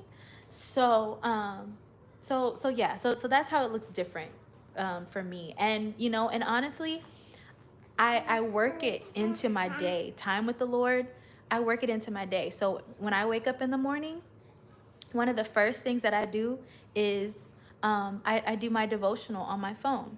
And sometimes it's, reading the Bible verse from the Bible app, or I do have a devotional book that, I read. And so I'll do that to get, a little word in. Now that I'm pumping, all throughout the night and throughout the day. And so lately I've been waking up about 4:30 to pump, and I'll pray during that time because it's quiet. And yeah, I am doing something else. I'm not just only praying. But I use that time. Sermons. I was talking earlier about Bishop S.Y. Younger, Bishop Brandon Jacobs. Those two people, their sermons have just really been resonating with me in this season of life. And so I'll keep those just going. YouTube just be recommending stuff. Absolutely, Charlene. Thank you so much. Yes, they are getting so big. But yes, absolutely. Worshiping God is serving my family and taking care of my family. And then, even with my children, they have a children's devotional book that we read from together. So I, involve my children in my, in my time with the Lord. When I'm cleaning, there's always going to be some worship music, some church music, something going on in the background. And even if it's not a song that's playing, then I'm singing to the Lord, or I'm taking that time to sweep and and talk to the Lord, in that moment, because again, I'm taking care of what he's given me, and that is worship. This house that we in right now was nothing but the Lord. And so I'm, when I clean it, I'm like, Lord, I'm taking care of what you gave to us. And, and that's worship. And that, that's how I'm, spending time with him too. So sorry, that was a long answer for me. But go ahead, babe. Take it away. No. No. Not after you done said all that. I'm sorry. Take it away, Lee. No. Thank you, We don't Anonymous. want it. The people want to hear from you. No, they don't. Yes, they do. No, they don't. They like, you done said enough. You done said it all. What I gotta say, ditto? Like, well, everybody, please stand and extend your right hand to Pastor Lee and say, "Preach the word, Pastor Lee." Take it back. We don't want it. Yeah, Charlene, absolutely. Look at everything and serve, right? Because everything can be worship, right? Doing things to a high standard is worship to the Lord. Why? Because the Lord does things, to a high standard. He doesn't do things halfway, or he don't leave things undone, or like God don't be doing nothing ghetto. You know what I mean? So it's like in everything we can worship and honor the Lord just by, our work ethic as well. So absolutely. All right, Anonymous said, "Preach the word, Pastor Lee." So go ahead, preach, sir. We not listening to no anonymous sources over here. Okay? We don't even know who that is. Preach. No. I don't even know. What was the question? Like, What was the question? What was the question? Oh, Lord. Okay, so basically just what does your intimacy or quiet time with the Lord look like now for you? Ain't no quiet time no more. We ain't got no quiet time. Okay. You done seen this house? Okay. So what quiet time? No, you gotta switch your style up. Like, Sarai talked about pray without ceasing. Like, you have to fit an hour of intimacy into 3 sentences sometimes. But it's no more or less intimate. You just have to be willing to, start in the deep end and not, like, some people when they pray, they have to warm up to the action. But, I mean, you don't have to be long to be strong. Like, you go, I want the heart of this, I want the heart of this. I want, like, give me the good stuff now.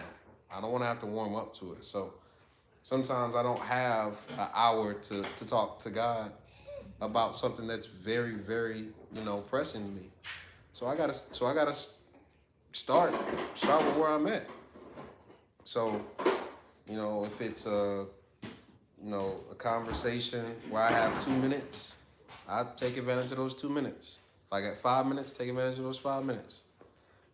I never let it be an excuse that I don't have time to talk to God. Whatever time you have, like, use it. And don't, play around with formalities or stand on formalities or something like that. Like, no, talk to God like his time is valuable too. What's up?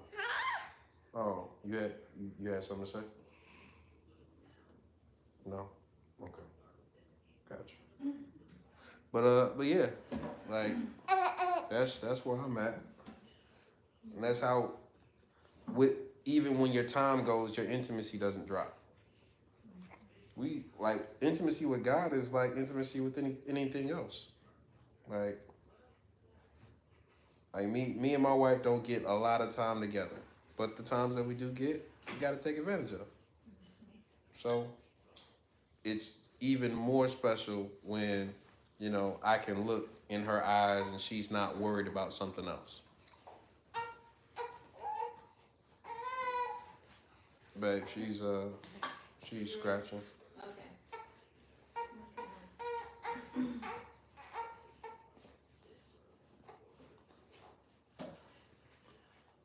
Yep. So that's it. Um, Babe, I was young. Now I am old. But I have never seen any of these comments because I'm too far away. Oh, you can't see, baby? Can't see. Oh, Lord. Can't see. Do we need to get glasses? Nope. I'd rather not see. You'd rather not see than I'd rather not see than have to walk around with glasses.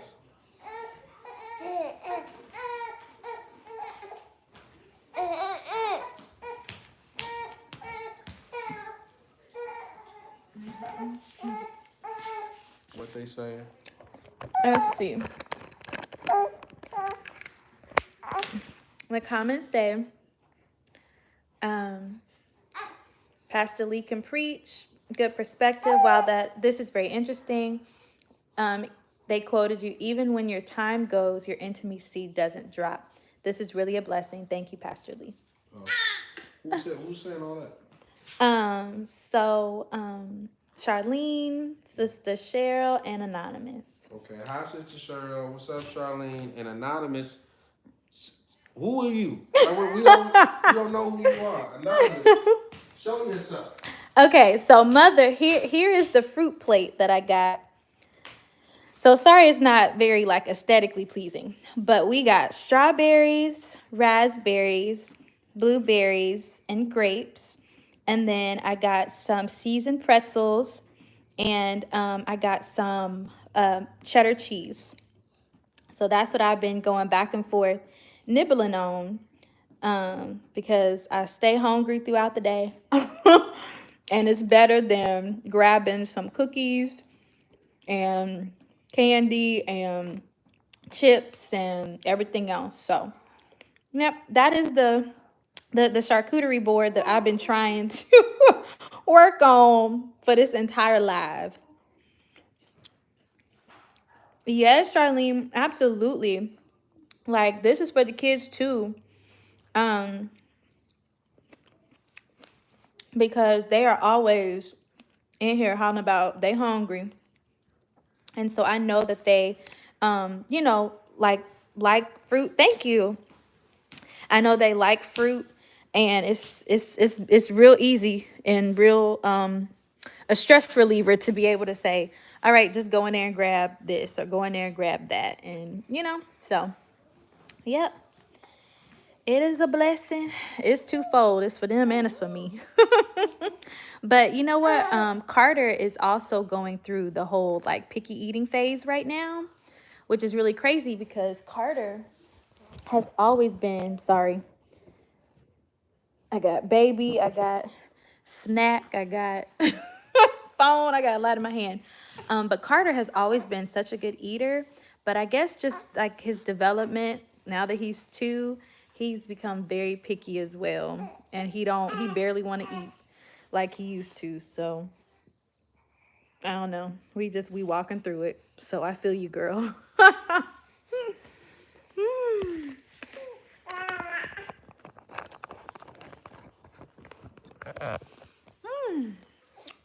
Thank y'all. Thank y'all. It tastes good too, y'all.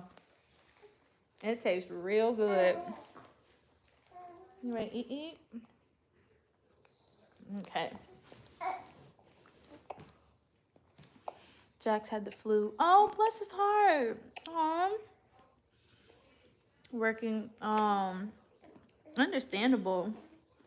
Wow, I'm so sorry. We I don't know what we had around here, but pretty much all of January, our entire house was sick. It was a lot.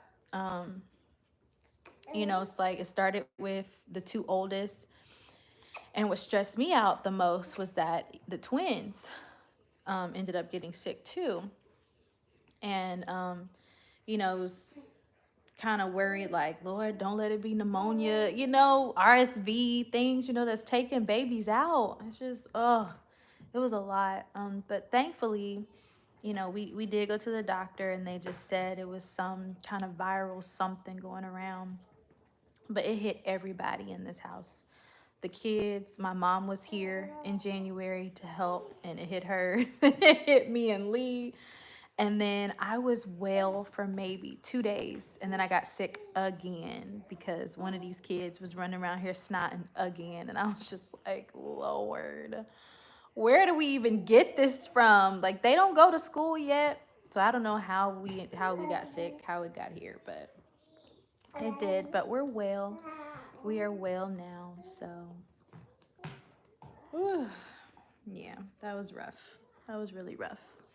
Might have been a fluid going around. Yeah. Thank you. Yeah, it is. It's going around.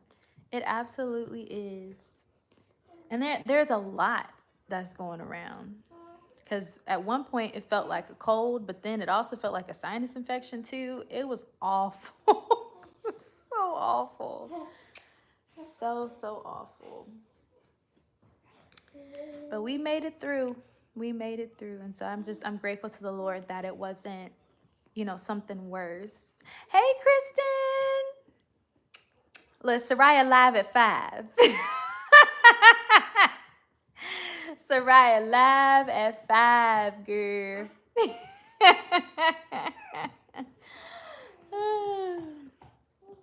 Yeah, but we are in live at 5, baby. Live at 5. Yeah, we in here. We are in here. So, yep. Any more questions you guys have? Anything about marriage, ministry, stay-at-home mom? Yeah, I think that's all the topics. I think that's all the things. Or any questions for my husband? Lee's a musician. He does media. What else you do, babe? Pick something. Oh, he said pick something. Oh, okay. Come on, confidence. Confidence. What you want to know? Yeah, what you want to know? What you want to talk about? I'm very good at making kids. So Oh, well, nobody else is going to find out about that, are they? if you want to know, I can tell you. Now, I can't do it myself. I done shut myself down. Yes, you did. But if you ain't turned yourself off like I did, I can tell you how to make some kids. No, thank you. All right. How to handle these 2-year-old daughters and their desire for independence. Listen, girl, I don't know. When you find out, you let me know. Or anybody in the chat got some advice. Help. This is safe space, right? Because I don't know. I do not know. I feel like that was so long ago for Avery, but now I'm walking through it. Oh, Kristen, don't kick her out, girl. Hey, look, if you do, look, I support that decision. What? Yes. These 2-year-olds grown. No, she gonna send her out here. Oh, she gonna send it to us? Yeah. Oh, we ain't got the space. We ain't got space. I got kids sleeping on the couch now. Right.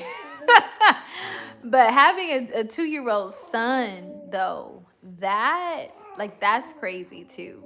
I mean, I don't know. He's so destructive at this age. Like, you cannot give him anything because it'll get tore up. I don't understand the fascination with like peeling things and breaking things and biting things and snapping things. It's like every toy we get, it ends up broken.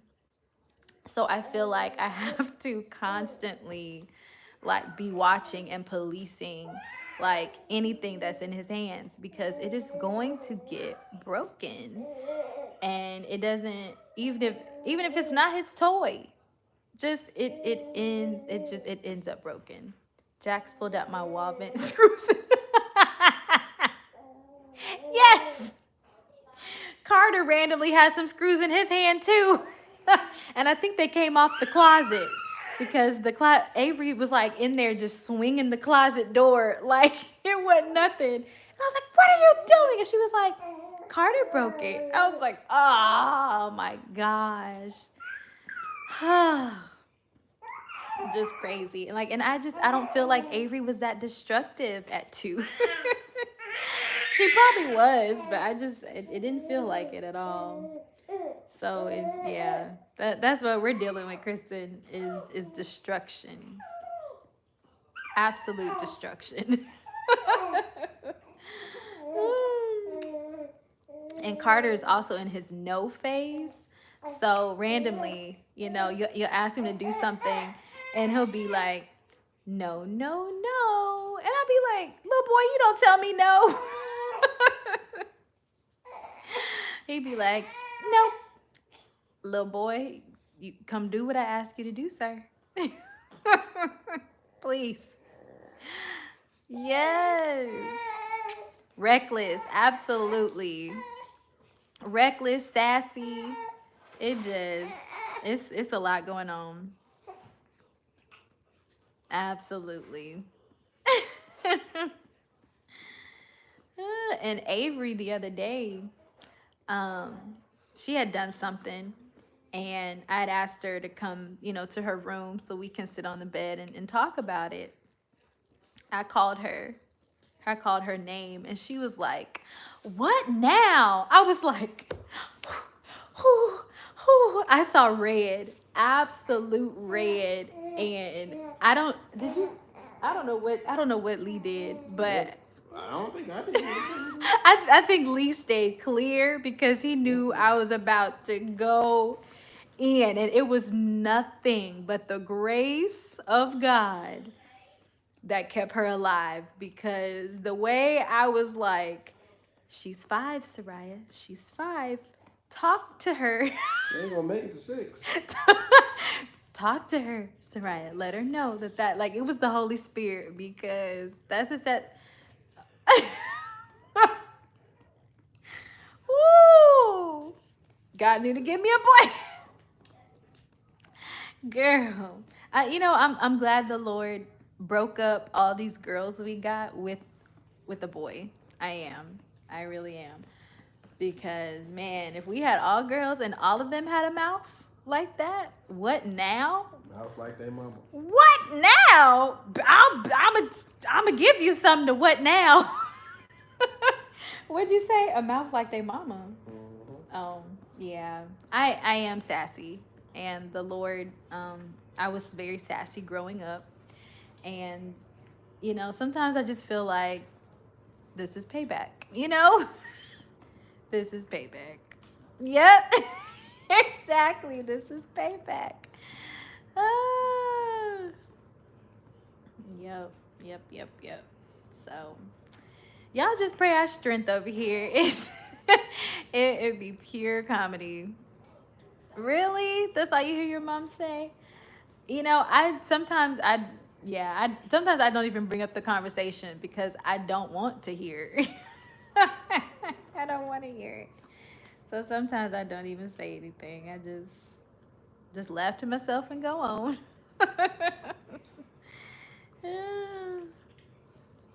She going off to kindergarten, or are you homeschooling? Yeah, so we registered her for kindergarten last week. And so as of right now, the plan is for her to go to kindergarten. But we're gonna try it and we're gonna see how it goes. I am not opposed to homeschooling at all, because we pretty much do that already. Like with these foundational pre-K skills, we're pretty much homeschooling. But I do recognize that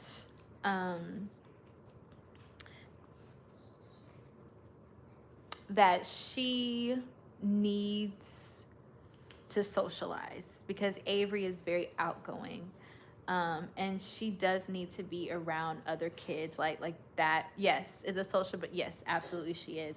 And so like she needs that interaction with other kids. But my biggest thing is just regular thing, bullying, out where we live. we are not the majority, we are the minority. So I think about things like that, and then the political climate that we're in, just how that will affect her and her interactions with students where we live. So all those things are worrying me or weighing on me. um so like I said, so homeschooling is not off the table, but Lee is definitely pro going to school. Because he's like, there is no way you can homeschool all these kids in this house. And I'm like, that's true. That's true. Just be super present. PTA means all the yes. Yeah. Thank you. Yes, absolutely. What, four? Yes, four kids. We do have four kids. But yeah, and I think the fact that I am a stay-at-home mom, does give me the opportunity to be hands-on, at home, but then even at school. So I can volunteer, for different things that she's doing, and but attend the meetings, and just, yeah, like you guys said, just be very present, and listening and paying attention. And again, I talked about this earlier in the live, probably like 2 hours ago now, but I had talked about how, my education background, I'd question if it was a waste. But no, my education background is an asset for my children going to school, because not only can I support my children in what they're learning, and make sure that they're successful, but it also allows me the opportunity to hold their schools and their teachers accountable, because I know what should happen. You know what I mean? Like I know the best teaching practices, and I know how to differentiate, and I know when things are scaled properly or when they're not. Like, I know classroom management. I have that background, so I can I can see when things are going well, and I can also see when things are not going well. So I'm really, really, really grateful for my teaching background. Tell Lee there is still that percent for an oops or a miracle. Ah, there's still percent for an oops or a miracle. Well, we naming him Jesus. We named him Jesus. Avery's going to be great at kindergarten. Thank you. I think she will. Yep, it's prepared you for this very time. Full circle. Yes, God is faithful, nothing is waste. Yes, I am going to be crying, girl. I am going to be crying, but I'm also really excited for the new phase of life too, so now we got to figure out, lunch, and we got to figure out like school drop off and pickup schedules, and just what that looks like. And it'll be interesting to see what the home dynamic is like with Avery, being gone, and then it'll just be Carter and the girls in the house, So that'll be interesting to figure out what our rhythm and what our routine is, with that. So it's interesting. It's a new phase. Which it feels like we got here so fast, But it's so true what they say. The days are long, but the years go by so fast. The years are short, and that's so true. I'm all done. I'm all done. I'm all done. Yep. All done. And it'll be interesting to see, like, like what subject, she likes the most, and what what activities does she want to get involved in. Does she want to cheer? Does she want to do basketball? Does she want to I don't know, do tennis? I mean, I don't know. It'll be interesting just to see just how she just adapts to school, and what she's gonna do. I'm excited, but nervous, but excited. Excited. Yeah. Hi, pretty girl. Hi, pretty girl. How she becomes her own. Right. That independence, and oh. Okay, can we talk about something else? Because I'm not ready. Look at that pretty girl. Oh, we doing spit bubbles? Are we doing spit bubbles? We doing spit bubbles? Look at that pretty girl. Say hi. Say hi. Yes.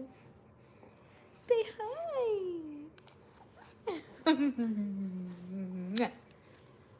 This is Riley. This is Riley Reese. And her name is Riley Reese because Riley is actually mine and Lee's name together. So I was looking at the syllables of our name. And so the second syllable of my name is Rye, because so Rye, and then Lee, so Riley.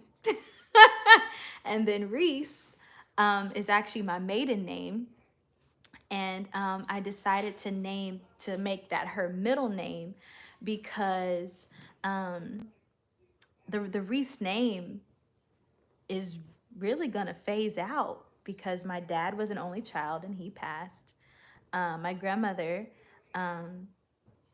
she ain't having no more kids. You know what I mean? my grandfather passed away way before I was ever born. My sister, she been changed her last name, and then I have an older brother, but I don't see him having kids anytime soon. So I felt like, and then of course I changed my name when I got married. So so I felt like the Reese name, my maiden name, was going to phase out. And I didn't want the name to die. I didn't want the name to stop.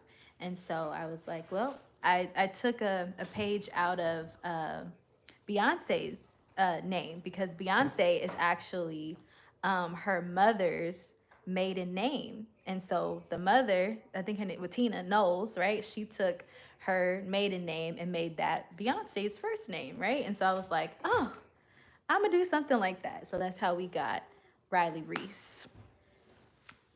Buckner to want to make his name. Yeah, that was smart. Thank you. Thank you. Thank you. Yes. Yeah, girl. So, somehow keep the name going. You know, legacy, bloodline. I mean, just don't let it die. And that's one of the things that I have learned with the passing of my dad is you know, just trying to make memories and keep the memory alive and trying just to honor and legacy and I mean just all the things. Just all the things. And I wish so badly, you know, that my dad could have seen the rest of our children. He got to meet Avery, but you know he passed before we had Carter and the twins, and so yeah. So I wish that he would have met them, but I've tried to honor him um, in the best way, you know, that I can. Carter came out looking just like my dad, which was crazy, but he did. And Carter's middle name is Lee, actually. And so, of course, his daddy's name is Lee, his grandfather's name is Lee, and then my dad's middle name was Lee. My uncle's middle name was Lee. I mean, it's just Lee's on both sides. So his name is Carter Lee. And yeah, then we got Riley Reese. So yeah, we tried to honor and keep the names going as much as possible. So yeah. You want to say something? Miss Riley Reese. Miss Riley Reese. Miss Riley Reese. Mwah. All right, y'all got any more questions? Because I've been on here. Let's see. The time says 2:23:56. Oh, Lord Jesus. That's at least, I'm coming up on 4 hours. Goodness. Just getting the watch hours up. I know, but my goodness. I mean, this is helping watch hours. I looked at it and I'm so close to 2,000, so close to 2,000 watch hours, which is halfway to that 4,000 watch hour mark to get monetized. So Yeah, we inching closer. We inching closer to it. You know, I thank y'all so much for watching and interacting and sharing and commenting. I mean, all of that helps so much. And it it always makes me smile when people are like, I saw your video. Because I'm like, really? You looked at my video? It warms my heart because I put so much, time and effort, into editing and, planning and, I try to make sure that with every video that I'm getting better at something, whether that's color correcting or that's transitions or storytelling or whatever. I try to improve a little bit every single time. And so when people are like, I saw your video, I loved it. I'm like, oh, thank you. And then people are like, I told my friends to subscribe. And I'm like, thank you. Thank you for joining the vision and supporting the vision and coming alongside because we've been putting in work, you know. I started this channel in 2018, and I just kind of think about it and I'm just like, man, if I would have been consistent in 2018, like I would have been done, been monetized a long time ago. But no, the everything is working in the Lord's timing. Everything is working in His timing. So I'm grateful. I'm grateful to the Lord for this journey, because baby, after the way I be editing my videos, I be like, I be feeling like a professional. Feel like a whole professional.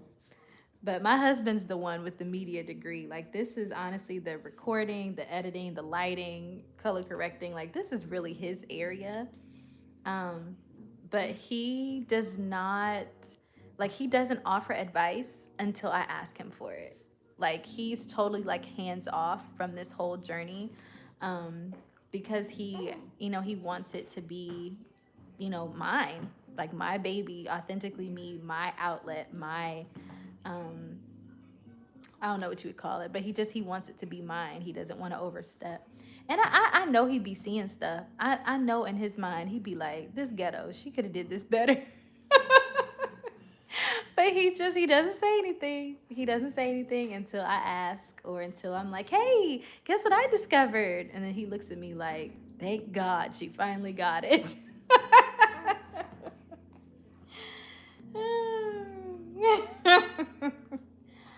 I'll be trying though. I'll be trying. So, yeah. Yep. Well, it is 5:23, and I gotta figure out what we doing for dinner. To be honest, it's probably gonna end up being leftovers. We got some leftovers in there for. I made some spaghetti the other day, and we got some barbecue in there from bandanas. So that's probably what we're gonna do. So I can focus on trying to, like I started out trying to do today, is clean. I'm trying to get things cleaned up and straightened up, and I just ain't been able to do it. So I guess that's what I'm gonna go do. So you guys take care. Thank y'all so much for watching and interacting and commenting and the questions and the laughs. Because we've definitely had some real good laughs on here today. So I guess I will see y'all soon. Y'all take care. Bye.